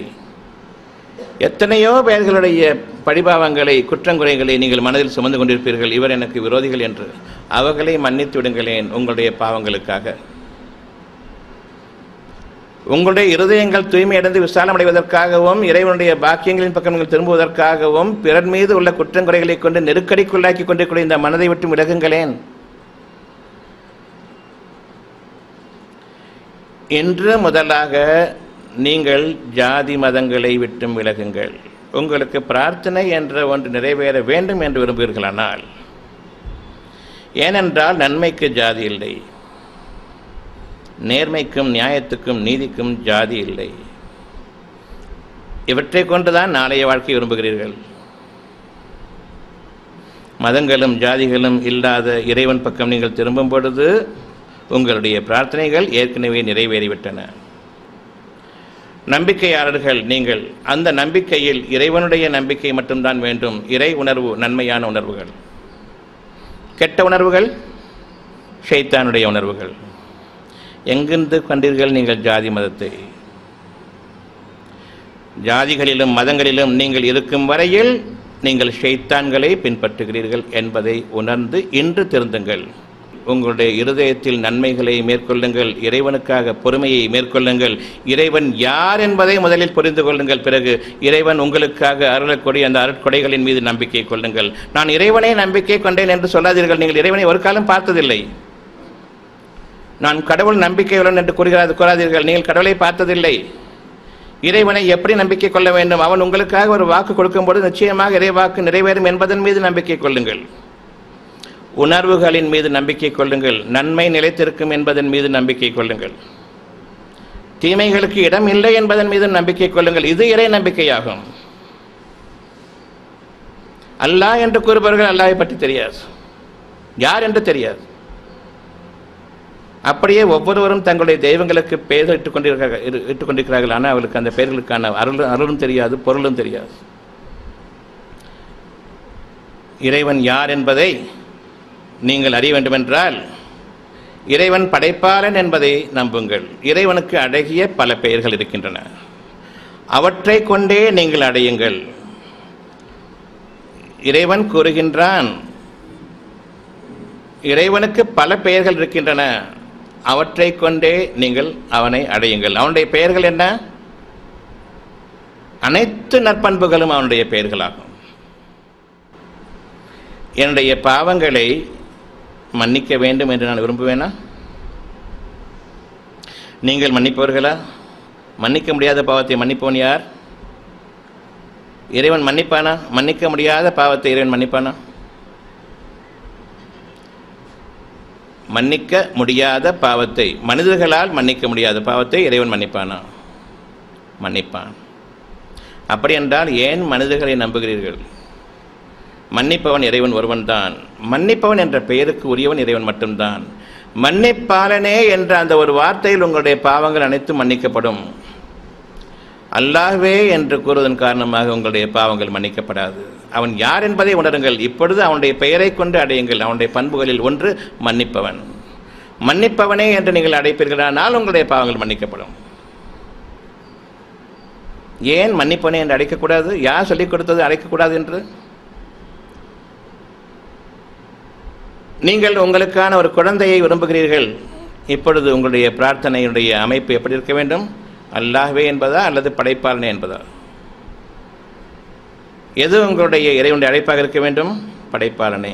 இதற்குத்தான் உங்களுடைய பிரார்த்தனை நிறைவேறுமே தவிர பெயர்களை கொண்டு, புரியாத பெயர்களை கொண்டு, என்ன ஏது என்று தெரியாத பெயர்களை கொண்டு அழைப்பதன் காரணமாக உங்களுடைய பிரார்த்தனைகள் நிறைவேறாது. நீங்கள் அவனை அழைக்கவும் இல்லை. யார் அவனுடைய பெயரை தவறாக பயன்படுத்துகின்றார்களோ அவர்களை விட்டுவிடுங்கள். அவர்கள் நேர்வழி பெறாதவர்கள். தேவைகளுக்கு உரிய பெயர். உங்களுடைய தேவைகளுக்குத்தானே இறைவன். எனக்கு ஒரு தேவை என்று ஏற்படும் பொழுது, அவசியமான தேவை என்று ஏற்படும் பொழுது, அப்பொழுது எனக்கு இறைவன் தேவை. அப்படித்தானே? அப்படி என்றால் அந்த தேவைகளுக்கு உரியவன் யார்? அவனுடைய பெயரை குறிப்பிட வேண்டியது தானே. உணவு இல்லை, உணவளிப்பவனே என்று கூறுங்கள். பணம் இல்லை, பணம் அளிப்பவனே என்பது அவனுடைய பெயர் இல்லை. ஆனாலும் கஜலட்சுமி என்ற ஒரு பெயரை வைத்திருப்பீர்கள். உங்களுடைய பிரார்த்தனைகள் ஒருபோதும் நிறைவேறாது. உங்களுக்கு உணவு தேவையா, பணம் தேவையா? உணவை வாங்குவதற்கு பணம் தேவை. உணவு தேவையா, பணம் தேவையா? உங்களுடைய வயிற்று பசிக்கு உணவா, பணமா? எனவே உணவளிப்பவனே என்பது இறைவன், கஜலட்சுமி என்பது இறைவன் இல்லை. தவறிவிட்டோம். பணத்தை கொண்டு உணவை வாங்குவேன். பணம் இருக்கிறது, மழை இல்லை, பூமி விளையவில்லை, என்ன செய்வீர்கள்? எதை பொத்தி பொத்தி பாதுகாத்துக் கொண்டிருந்தோமோ, ஒரு மூட்டை அரிசிக்கு 1 கோடி ரூபாய் கொடுத்துவிட்டு நீங்கள் வாங்கி வருவீர்கள். அப்படிப்பட்ட ஒரு நிலை ஏற்பட்டு விடுமா, விடாதா?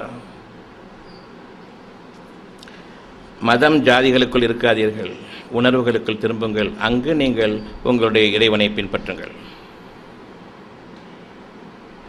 உங்களுடைய இறைவன் உங்களுடைய உணர்வுகளில் நம்புங்கள். அந்த உணர்வுகள் அழகான உணர்வுகளாக இருக்கட்டும். அந்த உணர்வுகள், அழகான உணர்வுகள் உங்களை வாழ வைக்கும்.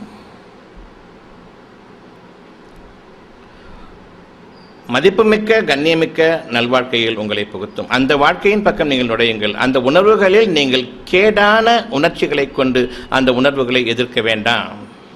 பிறரை பற்றிய குற்றங்கள், குறைகள், பழி, பாவங்கள், இவற்றை கொண்டுள்ள கோபதாபங்கள் கொண்டுள்ள உணர்ச்சிகள் அந்த உணர்வுகளை பாழ்த்திவிடும். ஒவ்வாமை, வாழ்க்கைக்கு ஒன்றுக்கு ஒன்று எதிரும் புதிருமான தேவைகளுக்கு எதிரான நிராகரிப்புகளும், நன்மைகளுக்கு எதிரான தீமைகளும் உங்களுக்கு நீங்களே வரவழைத்துக் கொள்ள வேண்டாம். நன்மைக்கு பதிலாக தீமைகளை உங்களுடைய எண்ணங்களில் ஒருபோதும் கொள்ள வேண்டாம். என்னுடைய தேவைகள் எப்பொழுது எனக்கு நிறைவேறும்? என்னுடைய தேவைகளின் நன்மை இருந்தால், அதன் மீது பொறுமை இருந்தால், எனக்கு எப்பொழுது நன்மையோ அந்த நன்மையினுடைய காலம் இறைவனிடம்தான் என்பதை நீங்கள் உணர்ந்து அறிந்து அவனுக்காக நீங்கள் பொறுமையை மேற்கொள்வீர்களானால் எப்பொழுதும் இறைவன் உங்களுடனே இருக்கின்றான். நீங்கள் இறைவனிடம் இருப்பவர்கள். செத்ததுக்கு அப்புறம் இறைவன்கிட்ட போகக்கூடாது. சாவரத்துக்கு முன்னாடியே இறைவனோடு இருங்கள். பின்னர் அவனிடமே நீங்கள் நிலைத்து விடுங்கள். இந்த உலகத்தில் இறைவனை விட்டு வெளியேறிட்டு கடைசி சமயத்தில் முக்தி அடைஞ்சு இறைவனோடு சேர்ந்துட்டேங்கிற பேச்செல்லாம் கிடையாது. இவ்வுலகில் நீங்கள் இறைவனோடு இருங்கள். உங்களுடைய காலம் முடியும் பொழுது இறைவனிடமே நீங்கள் தங்குங்கள். எனவே நான் என் இறைவனுடன் இருக்க விரும்புகிறேன். எனக்காக அவர் கொடுத்த அறிவை, இறைவனுடைய ஒரு வாழ்க்கை எனக்காக பாக்கியமாக கொடுத்தானே, சற்று முன்பு வாழ்ந்து முடித்தேன் என்னுடைய பகல் கனவில். பின்னர் இந்த உலகுக்கு வந்ததும், நன உலகுக்கு வந்ததும் அதை எதிர்க்கின்றேன் இந்த அறிவை கொண்டுதான். இது சாத்தியமில்லை என்று, மாயை என்று. இப்பொழுது நீங்கள் இறைவனை நிராகரிக்கிறீர்கள். உங்களுடைய அறிவை நீங்கள் மெச்சுகிறீர்கள். உங்களால் முடியாதது இறைவனுக்கு முடியும், முடியாத போதுதான் இறைவனிடம் திரும்புகிறீர்கள் என்ற அந்த உண்மைகளையும் மறந்துவிட்டீர்கள். பல சந்தர்ப்பங்களில் உங்களுக்கு அத்தாட்சிகள் நிறைவேறி இருக்கின்றன. பெரும் துன்பங்கள் மனதை அலைக்கழிக்கும் பொழுது உங்களால் முடியவில்லை என்று ஆகிவிடும் பொழுது நீங்கள் இறைவன் பக்கம் திரும்பி இருக்கிறீர்கள். பல சந்தர்ப்பங்களில் இறைவன் உங்களை அந்த கேடுகளில் இருந்து விடுவித்திருக்கின்றான் என்பதையும் அறிவீர்கள். உங்களால் முடியாததற்கு நீங்கள் இறைவன் பக்கம் திரும்பி இருக்கிறீர்கள். உங்களுக்கு முன்பு இந்த அத்தாட்சி நிறைவேறியிருக்கின்றன. எனவே உங்களால் முடியாது என்று தெரியும் பொழுது இனியும் ஏன் நீங்கள் நிராகரிக்க வேண்டும்? எனினும் இறைவன் உங்கள் மீது கருணையாளன், இன்னும் அதிகமாக உங்களுக்கு நன்மைகள் வர வேண்டும் என்று விரும்புகிறான். எனவே மேலும் மேலும் நீங்கள் தாங்க முடியாத சோதனைகளையும் வேதனைகளையும் உங்களுக்கு அடுக்கடுக்காக கொண்டு வருகின்றான். உங்களுடைய அறிவை கொண்டு நீங்கள் இதை நிராகரிப்பவர்கள் இல்லை. எனக்கு இந்த சோதனையிலிருந்து விடுதலை வேண்டும், இந்த வேதனையிலிருந்து நிவாரணை வேண்டும் என்று நீங்கள் விரும்பாதவர்களாக இருக்க முடியாது. உங்களுடைய அறிவுக்கு எட்டவில்லை என்றாலும் உங்களுடைய அறிவை கொண்டு நீங்கள் சுகமாக இந்த சோதனைகளிலிருந்தும் வேதனைகளிலிருந்தும் விடுவித்துக் கொள்ள முடியாது என்று நீங்கள் அறிந்திருந்த போதிலும் நீங்கள் இவற்றிலிருந்தும் விடுதலை பெற வேண்டும், நிவாரணம் பெற வேண்டும் என்று இறைவனிடம் திரும்புவீர்கள். அப்படிப்பட்ட சூழ்நிலைகளை உங்களுக்கு அடுக்கடுக்காக கொண்டு வருகின்றான். நீங்கள் நன்மைகளை அடைய வேண்டும் என்பதற்காகவே. பின்னர் அதிலிருந்து ஒரு சில நிவாரணங்கள், ஒரு சில இன்னும் அங்கே இருக்கின்றன. இப்பொழுது நீங்கள் உணர வேண்டும், மீதத்திற்கும் இறைவன் போதுமானவன் என்று. அந்த நம்பிக்கை ஏற்படுவது பிரார்த்தனையாகும். நம்பிக்கை பிரார்த்தனை. எதன் மீது இறைவன் உங்களை வாழ வைத்தானோ அதனை நம்பிக்கை கொள்வது பிரார்த்தனையாகும். நம்பிக்கை கொண்ட பிறகு இறைவன் உங்களை பற்றி திருப்தி அடைகின்றான். நம்பிக்கை கொள்ளாத நிலையில்தான் 1000 முறை பிரார்த்தனைகள் செய்வதும், திரும்ப திரும்ப மீண்டும் மீண்டும் பிரார்த்தனை செய்வதும். எத்தனையோ முறைகள் நான் கதறி அழுதுவிட்டேன், இறைவன் என் கதறலுக்கு செவிசாய்க்கவில்லை. ஏன்? நீங்கள் நம்பிக்கை கொள்ளாத நிலையில் அடைத்தீர்கள். நம்பிக்கை கொண்ட பிறகு இருதயம் அமைதி அடைந்துவிடும். வாய்கள் அசையாது, நாக்கு அசையாது. உள்ளங்களில் எண்ணங்களின் அளவில் அந்த நம்பிக்கை நிச்சயமாக அதிகரித்து கொண்டிருக்கும். நம்பிக்கை என்பது உங்களுடைய பிரார்த்தனையாக அமைய வேண்டும். எந்த ஒரு எண்ணமும் உங்களுக்கு உங்களுடைய இருதயத்தில் அமைக்கப்பட்டுவிட்டால் இப்பொழுது அதே நேரம் என் இறைவனே என் நம்பிக்கை அதிகரிப்பாயாக. ஏனென்றால் இந்த அறிவு உணர்ச்சி பெற்றவுடன் இதை அடித்துவிடும். இந்த ஞானங்களை அடித்துவிடும். நாளைய வாழ்க்கைக்குரிய அந்த மகத்தான பாக்கியத்தை அடித்துவிடும். மனிதர்களிடம் வாய்விட்டு நீங்கள் இதை எனக்கு விருப்பமாக இருக்கின்ற கூறுகிறானால் அவர்கள் உங்களை அடித்துவிடுவார்கள். மனிதர்களை பற்றி நீங்கள் எச்சரிக்கையாக இருந்து கொள்ளுங்கள். இறைவன் உங்களிடம் பேசிக் கொண்டிருக்கின்றான். அந்த பேச்சுக்களை நம்புங்கள். உங்களுடைய நன்மைகளாக ஷைத்தான் உங்களுடன் பேசிக் கொண்டிருக்கின்றான். நேற்றைய வாழ்க்கையுடைய அனைத்து பழிபாவங்களையும் கொண்டு உங்களுடன் பேசிக் கொண்டிருக்கின்றான். அவனை விட்டு விலகுங்கள். யார் உங்களிடம் பேசுகிறது என்பதை நீங்கள் விழிப்புணர்வு கொண்டவர்களாக, கவனம் மிக்கவர்களாக, சிந்தனையில் இருப்பவர்களாக உணருங்கள். ஷைத்தான் உங்களிடம் நாளைய வாழ்க்கையை பற்றி கலந்து ஆலோசித்துக் கொண்டிருக்கின்றானா, தூண்டிக் கொண்டிருக்கின்றானா, அல்லது இறைவன் நாளைய வாழ்க்கையினுடைய மகத்தான நன்மைகளுக்காக உங்களுக்கு அவன் நல்ல உபதேசம் செய்து கொண்டிருக்கின்றானா, எது என்பதை சிந்தித்து உணர்ந்து இறைவன் பக்கம் நில்லுங்கள். நேற்றைய வாழ்க்கையை கொண்டிருக்கக்கூடிய அவ்வளவும் ஷைத்தான்களுடைய விஷயங்கள் உங்களுடைய வாழ்க்கையை நரகத்தினுடைய பாதையில் தள்ளிவிடும். நாளைய வாழ்க்கையை பற்றிய எண்ணங்களில் நேற்றைய வாழ்க்கையினுடைய ஒரு சிறு துரும்பம் கூட ஒட்டி கொண்டிருக்கக்கூடாது. இருதயத்தில் இருக்கிறது நாளைய வாழ்க்கையை பற்றி, அதை நீங்கள் நம்பிக்கை கொள்ளுங்கள். நம்பிக்கை என்பது இதுவரையில் படைக்கப்படாத ஒன்றின் மீது நீங்கள் வாழ்ந்து கொண்டிருக்கிறீர்களே உங்களுடைய மனதில், அதனை நம்பிக்கை கொள்ளுங்கள். அதன் வழிமுறைகள் உங்களுக்கு அறிவாக மலர ஆரம்பிக்கும். ஞானங்களிலிருந்து கீற்றுக்களாக, ஒளியாக, ஒளிக்கீற்றுகளாக உங்களுடைய அறிவு தெளிவு ஆரம்பமாகும். எனவே அறிவு படைக்கப்பட இருக்கிறது. ஞானங்கள் நிச்சயமாக பாக்கியங்களாக ஏற்கனவே அமைந்துவிட்டன. புது பாதையில் எந்த விதமான மனிதருடைய இடையூறும் இல்லாமல், இடைஞ்சலும் இல்லாத அந்த தெளிவான பாதையில், விசாலமான பாதையில் உங்களுடைய இருதயங்கள் விரிவாகட்டும். இனி அங்கு நோய்கள் உருவாக வழியில்லை. இருக்கும் நோய்களும் நிச்சயமாக நீங்கிவிடும். உங்களிடம் இப்பொழுது நோய்கள் இல்லை. நன்மைகளை கேட்டுக்கொண்டிருப்பதன் காரணமாக வீட்டுக்கு போட்டுவிட்டால் நோய்கள் வந்துவிடும். ஷைத்தான்களின் சூழ்ச்சியின் காரணமாக. சூழ்ச்சி என்பது சூழ இருக்கக்கூடிய அந்த உணர்ச்சிகள், சூழ்ச்சிகள்.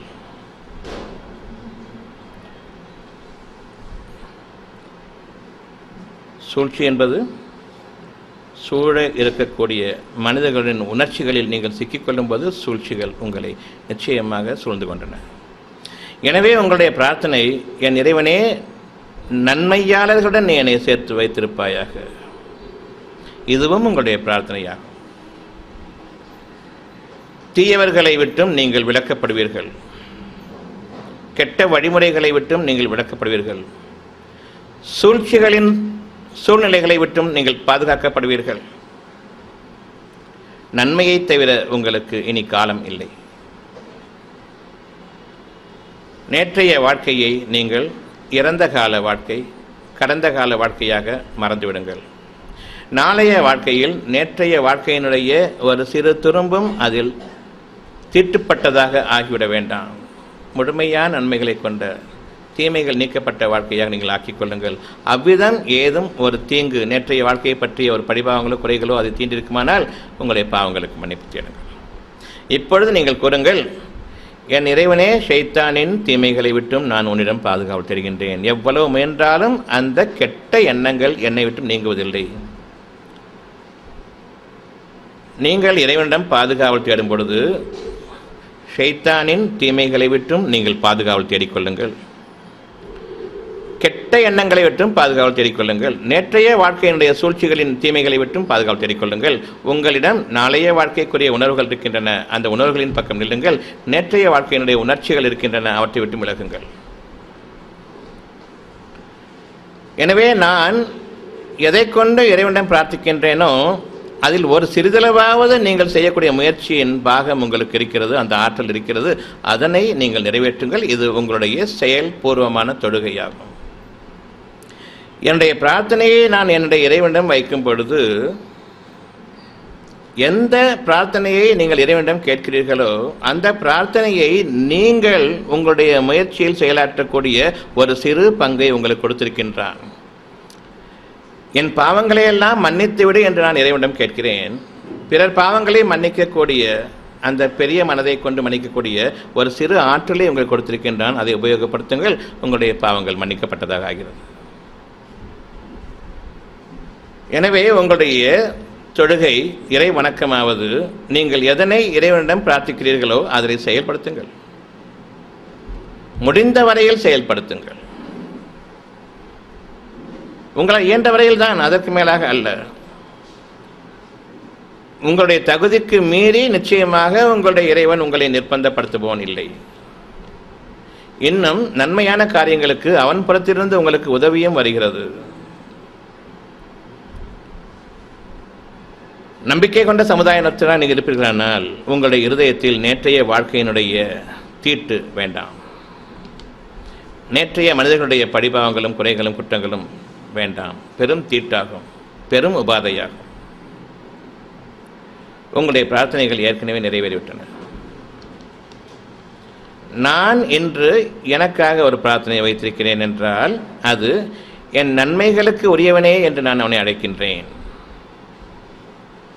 எந்த நன்மை என்று எனக்கு தெரியாது, ஆனால் இறைவனிடத்திலிருந்து நன்மைகள், குறிப்பிட்ட நன்மைகளும் இருக்கின்றன. என் பாவங்கள் மன்னிக்கப்பட்டாலும் நன்மைதான். இறைவன் எதிலெல்லாம் நன்மைகளை வைத்திருக்கின்றானோ அவ்வளவையும் நான் அறியாவிட்டாலும் என் இறைவனிடம் நான் கேட்கின்றேன் என்ற ஞானங்களை எனக்கு அதிகரிப்பாயாக. நான் உன்னை பிரார்த்திக்க வேண்டிய வழிமுறைகளையும் எனக்கும் என்னுடைய சந்ததியருக்கும் என்னை சார்ந்தவர்களுக்கும் அவர்களுடைய சந்ததியருக்கும் நீ ஏற்படுத்தி கொடுப்பாயாக. உன்னை வணங்க வேண்டிய வழிமுறைகளை நிச்சயமாக நீ எனக்கு கற்றுக் கொடுப்பாயாக. அவன் கற்றுக் கொடுத்ததிலிருந்து சிலவற்றைத்தான் உங்களுக்கு பிரார்த்தனையாக சொல்லிக் கொடுத்து கொண்டிருக்கின்றேன். எனக்கு வியாபாரத்தில் ஒரு நன்மையை கொடு, உங்களுடைய குடும்பத்தில் வேண்டாம், நன்மை வேண்டாம். உங்களிடம் வாடிக்கையாளர்களை வந்து போனார்களே அவர்களுக்கு நன்மை ஏதாவது வேண்டாம். பிரார்த்தனை அடைந்துவிட்டது. எனக்கும் என்னை சார்ந்தவர்களுக்கும் என்னை சூழ்ந்திருப்பவர்களுக்கும் நீ நன்மையை நாடுவாயாக. அந்த சமுதாயத்தினருடன் என்னை சேர்ந்து வாழ வைப்பாயாக. இது உங்களுடைய பிரார்த்தனையாக இருக்க வேண்டும். யார் உங்களுக்கு கேடு விளைவித்துக் கொண்டிருக்கிறார்களோ அவர்களுடைய பாவங்களை மன்னிப்பாயாக. நீங்களும் மன்னித்து பழகுங்கள். மன்னிப்பது என்று என்ன? என்றால் என்ன? புறக்கணியுங்கள், அலட்சியப்படுத்துங்கள், ஒதுக்கிவிடுங்கள் இறைவனுக்காக, அதாவது உங்களுக்காக. இறைவன் உங்களுக்கு நன்மையை புரிய வேண்டும் என்று விரும்புகிறீர்களே, அந்த ஒரு நன்மைக்காக பொறுத்துக்கொள்ளுங்கள். பொறுமையாளர்களுடன் நான் இருக்கிறேன், எனவே என்னை மீறி உங்களுக்கு ஒரு தீமை நேர்ந்துவிடாது. எல்லா பிரார்த்தனைகளையும் விட மிக பாக்கியமிக்க பிரார்த்தனை, செயல்பூர்வமான பிரார்த்தனை, செயல்பூர்வமான தொழுகை, இறைவணக்க வழிபாடு என்பது பொறுமையை மேற்கொள்வதும் பொறுமையை அவனிடம் அதிகமாக வேண்டுவதுமாகும்.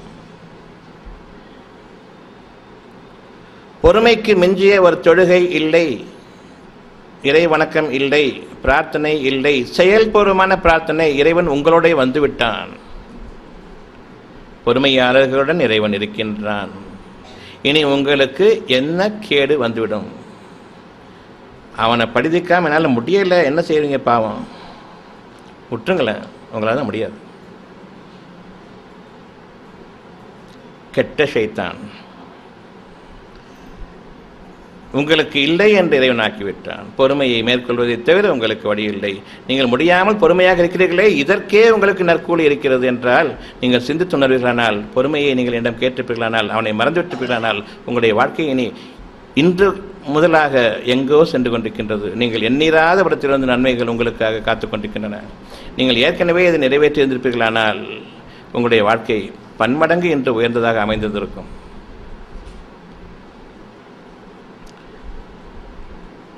உங்களுக்கு உங்களுடைய மனதின் மீது ஆதிக்கம் வேண்டும் என்று விரும்புங்கள்.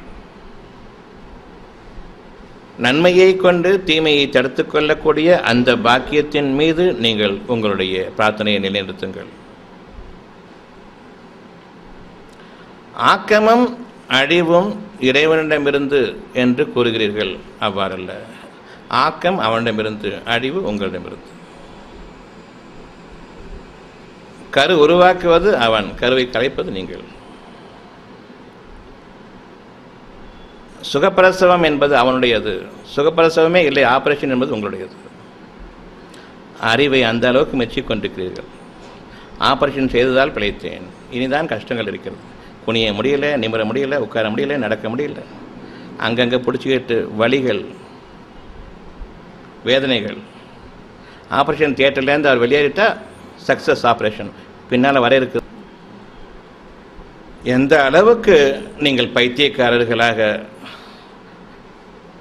அவர்கள் எண்ணிக்கொண்டிருக்கிறார்கள், எந்த அளவுக்கு நீங்கள் அவர்களை விட மோசமானவர்கள், உருப்படாதவர்கள், ஒன்றுமே தெரியாதவர்கள், நாங்கள் எல்லாம் மருத்துவர்கள், உங்களிடம் உயர்ந்தவர்கள் என்று எண்ணிக்கொண்டிருக்கிறார்கள். நீங்கள் அவர்களை பெருமைப்படுத்தவும் செய்கின்றீர்கள்.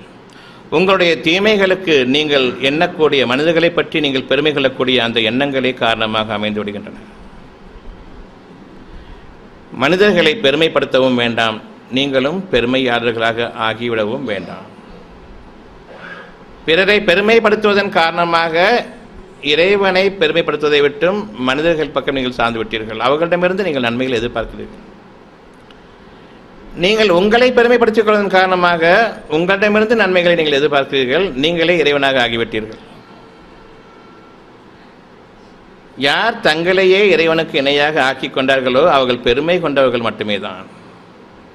எனவே தங்களை தாங்களே கடவுள் என்று சொல்லிக்கொள்ளக்கூடிய இந்த மனிதர்களை இறைவன் நேசிப்பதில்லை. இவர்களுடைய பாவங்களிலிருந்து இவர்கள் ஒருபோதும் மீள மாட்டார்கள். பெருமை என்பது தன்னைத்தானே கடவுள் என்று ஆக்கிக் கொள்வதாகும். அனைத்து பெருமையும் இறைவன் ஒருவனுக்கே என்று இருக்கும் பொழுது எனக்கும் பெருமை வேண்டும் என்று நீங்கள் விரும்புவது இறைவனுடைய அதிகாரத்தில், இறைவனுடைய அந்த பாக்கியத்தில் நீங்களும் பங்காளிகளாக ஆகிவிட வேண்டும் என்று விரும்புகிறீர்கள். அவனுக்கு இணையாக நீங்கள் ஆகிவிட வேண்டும் என்று, அவனுடைய கூட்டாளிகளாக நீங்கள் ஆகிவிட வேண்டும் என்று விரும்புகிறீர்கள். நிச்சயமாக மகா பெரும் பாதகர்கள். பெருமையை யார் விரும்புகிறார்களோ அவர்களுக்கு இழிவு தரும் வேதனை எங்கும் இருக்கிறது. இன்னும் மகத்தான வேதனையும் அவர்களுக்காக காத்திருக்கிறது. என்றுமே மீள முடியாத அந்த துயரத்தில் அவர்கள் வாட இருக்கிறார்கள். எனவே அஞ்சிக் கொள்ளுங்கள். பெருமை கொண்டவர்கள் அனைவரும் தங்களை இறைவனுக்கு இணையாக ஆக்கி கொண்டவர்கள். இந்த ஒரு பாவத்தை மட்டும் இறைவன் ஒருபோதும் மன்னிக்கவே மாட்டேன் என்று உறுதியாக கூறுகின்றான். எனவே இவர்களுக்கு இனி மன்னிப்பாளன் இல்லை, இவர்களுக்காக படைப்பவன் இல்லை. தங்களை தாங்களே நாசமாக்கி கொண்ட ஷைத்தான்களின் கூட்டத்தாருடன் இவர்கள் சேர்ந்து விட்டார்கள். பெருமை கொள்வோரை இறைவன் நிச்சயமாக நேசிக்க மாட்டான். பெருமை நீங்கள் பிறரை படுத்துவீர்களானால் இன்னும் மோசமான நிலைமை நீங்கள் அடைவீர்கள். எனவே பெருமை கொண்ட மனிதர்களை விட்டு விலகுங்கள். யாரொருவரையும் பெருமைப்படுத்திவிட வேண்டாம்.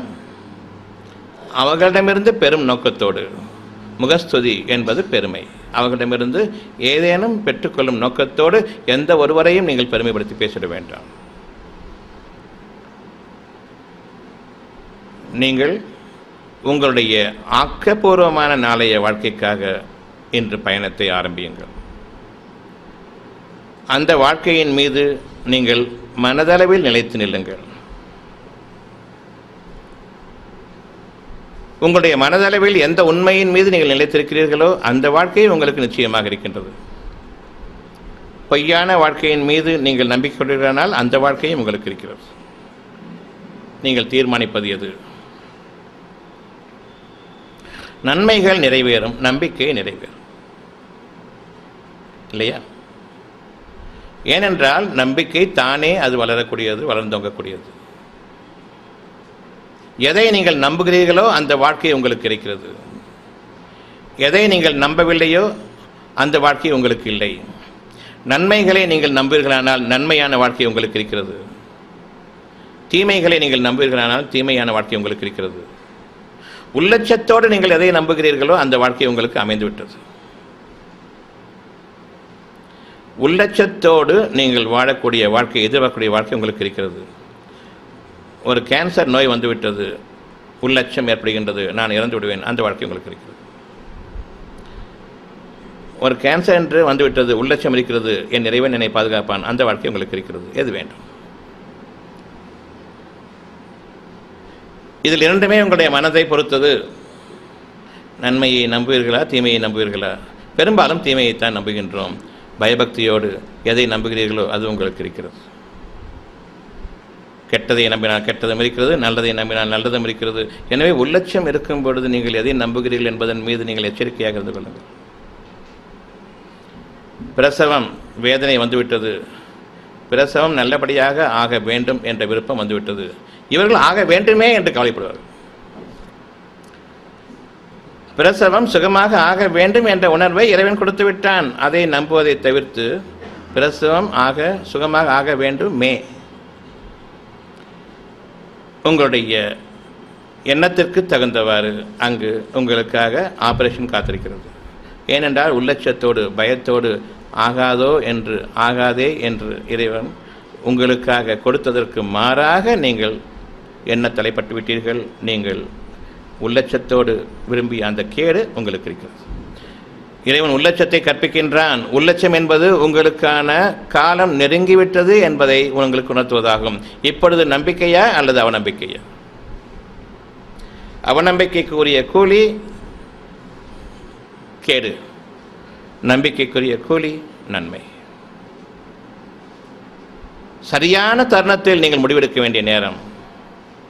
பயபக்தியாளர்களுக்கு அவர்களுடைய பிரார்த்தனை நிச்சயமாக அவர்கள் நிறைவேறிவிடும்.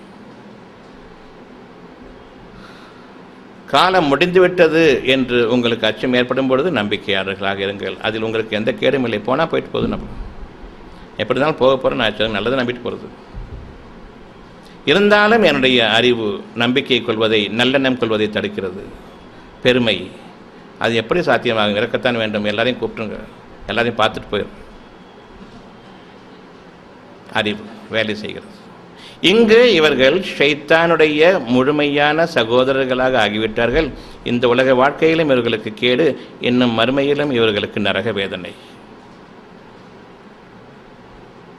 மனிதர்கள் ஆருடம் கூறுகிறார்கள் என்று நீங்கள் கூறுகிறீர்கள்.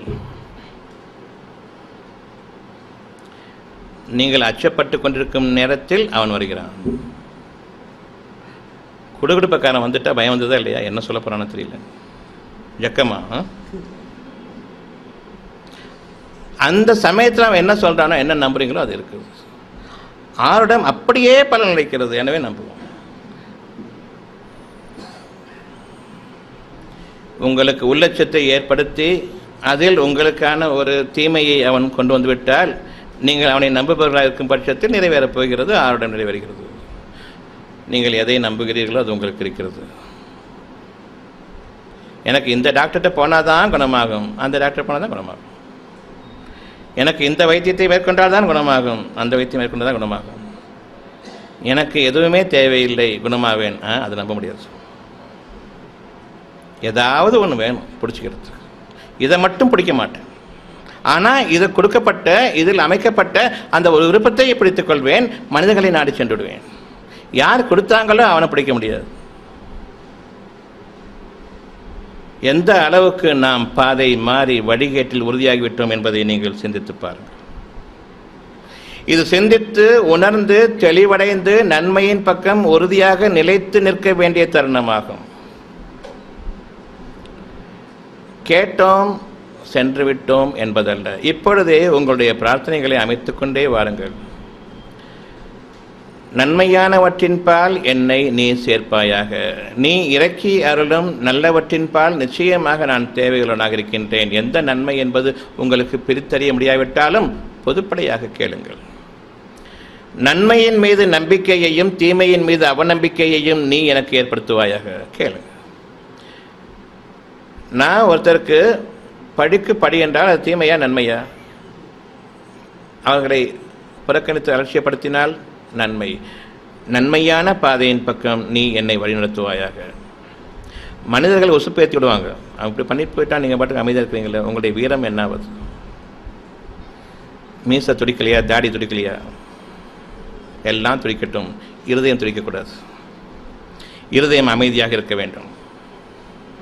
அமைதியின் பால் நாம் நம்மை வழிநடத்த வேண்டும். அமைதிக்கு உரிய பாக்கியம் அமைதிதான், நிம்மதிதான். எதனை நீங்கள் மேற்கொள்வீர்கள்? நிம்மதியையும் அமைதியையும் மேற்கொள்ளுங்கள். எந்த தருணத்திலும் உங்களுடைய ஞானங்கள் மலரும், அறிவு ஆற்றல் பெறும். அங்கு நீங்கள் விரும்பியது உங்களுக்கு இருக்கிறது. மனிதர்களால் இயலாத காரியங்கள் உங்களுக்காக நீங்கள் விரும்பியது நிறைவேறிக் கொண்டிருக்கும். மனிதர்களுடைய உதவி தேவையில்லாதவர்களாக நீங்கள் ஆகிவிடுவீர்கள். நம்பிக்கையின் மீது, சத்தியத்தின் மீது உங்களுடைய வாழ்க்கையை இன்று நீங்கள் நிலைநிறுத்துங்கள்.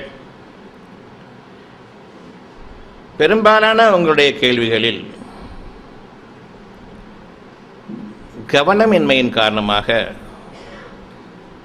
உங்களுக்கு எதிராகவே நீங்கள் கேட்டுக்கொண்டிருக்கிறீர்கள் பல கேள்விகளை.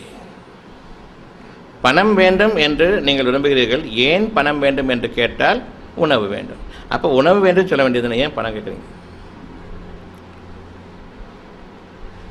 எனக்கு அறிவு வேணும்னு சொல்கிறீங்க. எதுக்காக அறிவு? எனக்கு நன்மைகள் வேணும். நன்மைகள் வேணும்னு கேளுங்க, ஏன் அறிவு கேட்குறீங்க?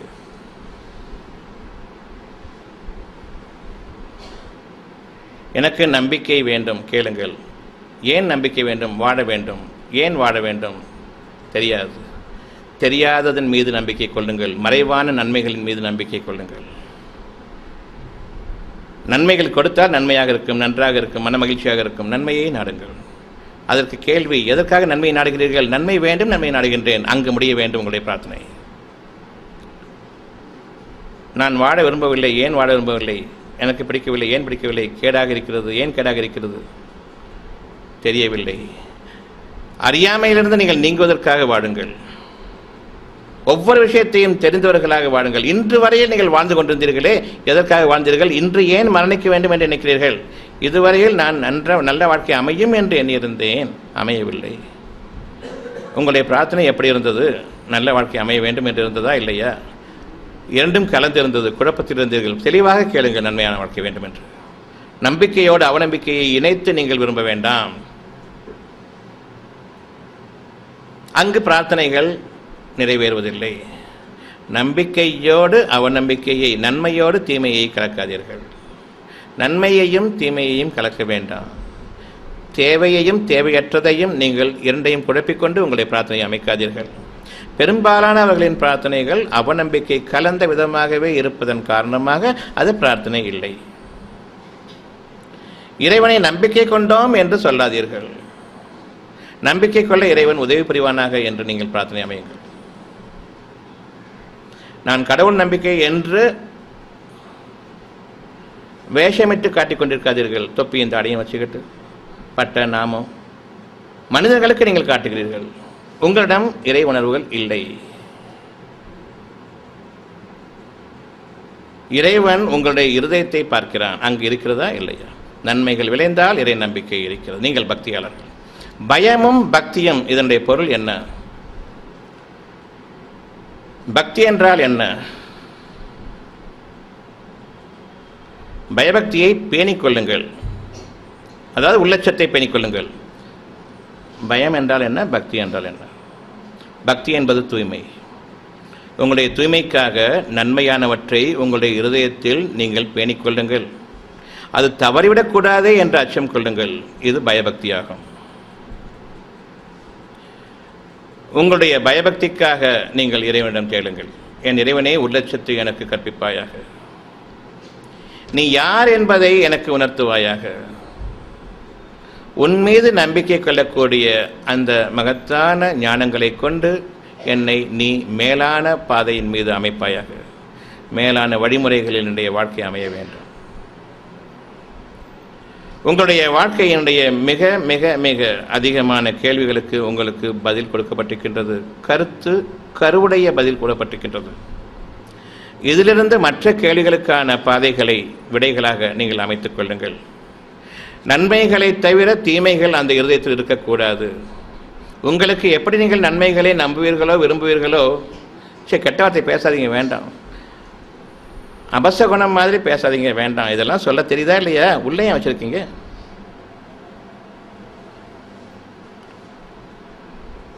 அவன் அபசகுணம் பேசுனா என்ன, பேசாட்டி என்ன, இங்கேயும் இடம் கொடுக்குறீங்க. அதை இதை வாங்கிட்டு அப்படியே போக வேண்டியது தானே.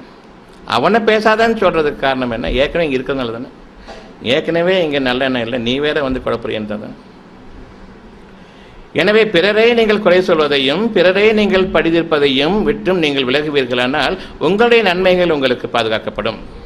நீங்கள் நன்மையாளர்களாக வாழ விரும்புவீர்களானால் பிறரை பற்றிய குறைகளையும் எண்ணங்களையும் நீங்கள் நீக்கிக் கொள்ளுங்கள். தானாக உங்களுடைய இதயங்கள் நன்மையாக அமைந்துவிடும். குறை கூறி புறம்பேசி திரிவோருக்கு கேடுதான். புறம் பேசுதல் என்றால் என்ன? பின்னால் போய் பேசுறதா? ஆள் இல்லாத போது அதை பற்றி பேசுறதா? நன்மையை பேசினால் அது புறம் அல்ல. நேரில் இருக்கும்போதே உண்மைக்கு புறம்பாக பேசினால் அது புறம் பேசுவதா? அவர் இல்லாத நிலையிலும் அவரை பற்றிய நன்மைகள் இருப்பதை பேசுவது புறம் பேசுவதல்ல. உண்மைக்கு புறம்பாக பேசுவது புறம் பேசுவதா? ஒருவர் இல்லாத போது அவரை பற்றிய உண்மைகளை நன்மைகளை அவருடைய தேவைக்காக பேசும்பொழுது அது புறம் பேசுவதல்ல. இருக்கும்போதே அவரை பற்றிய தவறான செய்திகளை கேள்விப்பட்டதை கொண்டு பேசிக்கொண்டு திரிவது புறம் பேசுவதாகும். பிறரை பற்றிய செய்திகள் உங்களுடைய காதுகளுக்கு எட்டுமானால் இறைவனிடம் இந்த சைத்தானை விட்டும் பாதுகாப்பு தேடுங்கள். வீட்டுக்குள் வரக்கூடிய சைத்தான்கள் யார்? உற்றார்கள், உறவினர்கள், அவ்வளவு பேரும் ஊர் செய்தியெல்லாம் கொண்டு வருவாங்க. இல்லாத பொல்லாதெல்லாம் சேர்த்து கொண்டு வரும். உங்களுடைய குடும்பத்திற்கு முதல் தரமான விரோதிகள் வீட்டிற்கு வந்து விட்டார்கள். இவன் ஏண்டா இங்கே வந்தாங்கிற அளவுக்கு ஆகும். எனவே மனிதர்களை பற்றி நீங்கள் பயந்து கொள்ளுங்கள். இறைவனிடம் உள்ளட்சம் உள்ளவர்களாக இருங்கள். இறைவனிடம் பயம் உடையவர்களாக இருங்கள். மனிதர்களை பற்றி பயந்து கொள்ளுங்கள். இந்த இரண்டை கொண்டும் நீங்கள் வாழ்வீர்களானால் உங்களுடைய நன்மைகள் உங்களுக்கு என்றென்றும் தொடங்கும். உங்களுக்கு மட்டுமல்ல, உங்களை சார்ந்தவர்களுக்கும் உங்களை சார்ந்தவர்களின் சந்ததியினரிடத்திலும் அது தொடரும். எனவே நீங்கள் வாழக்கூடிய பூமி, நீங்கள் வாழக்கூடிய வீடு புனித தலமாக இருக்கட்டும்.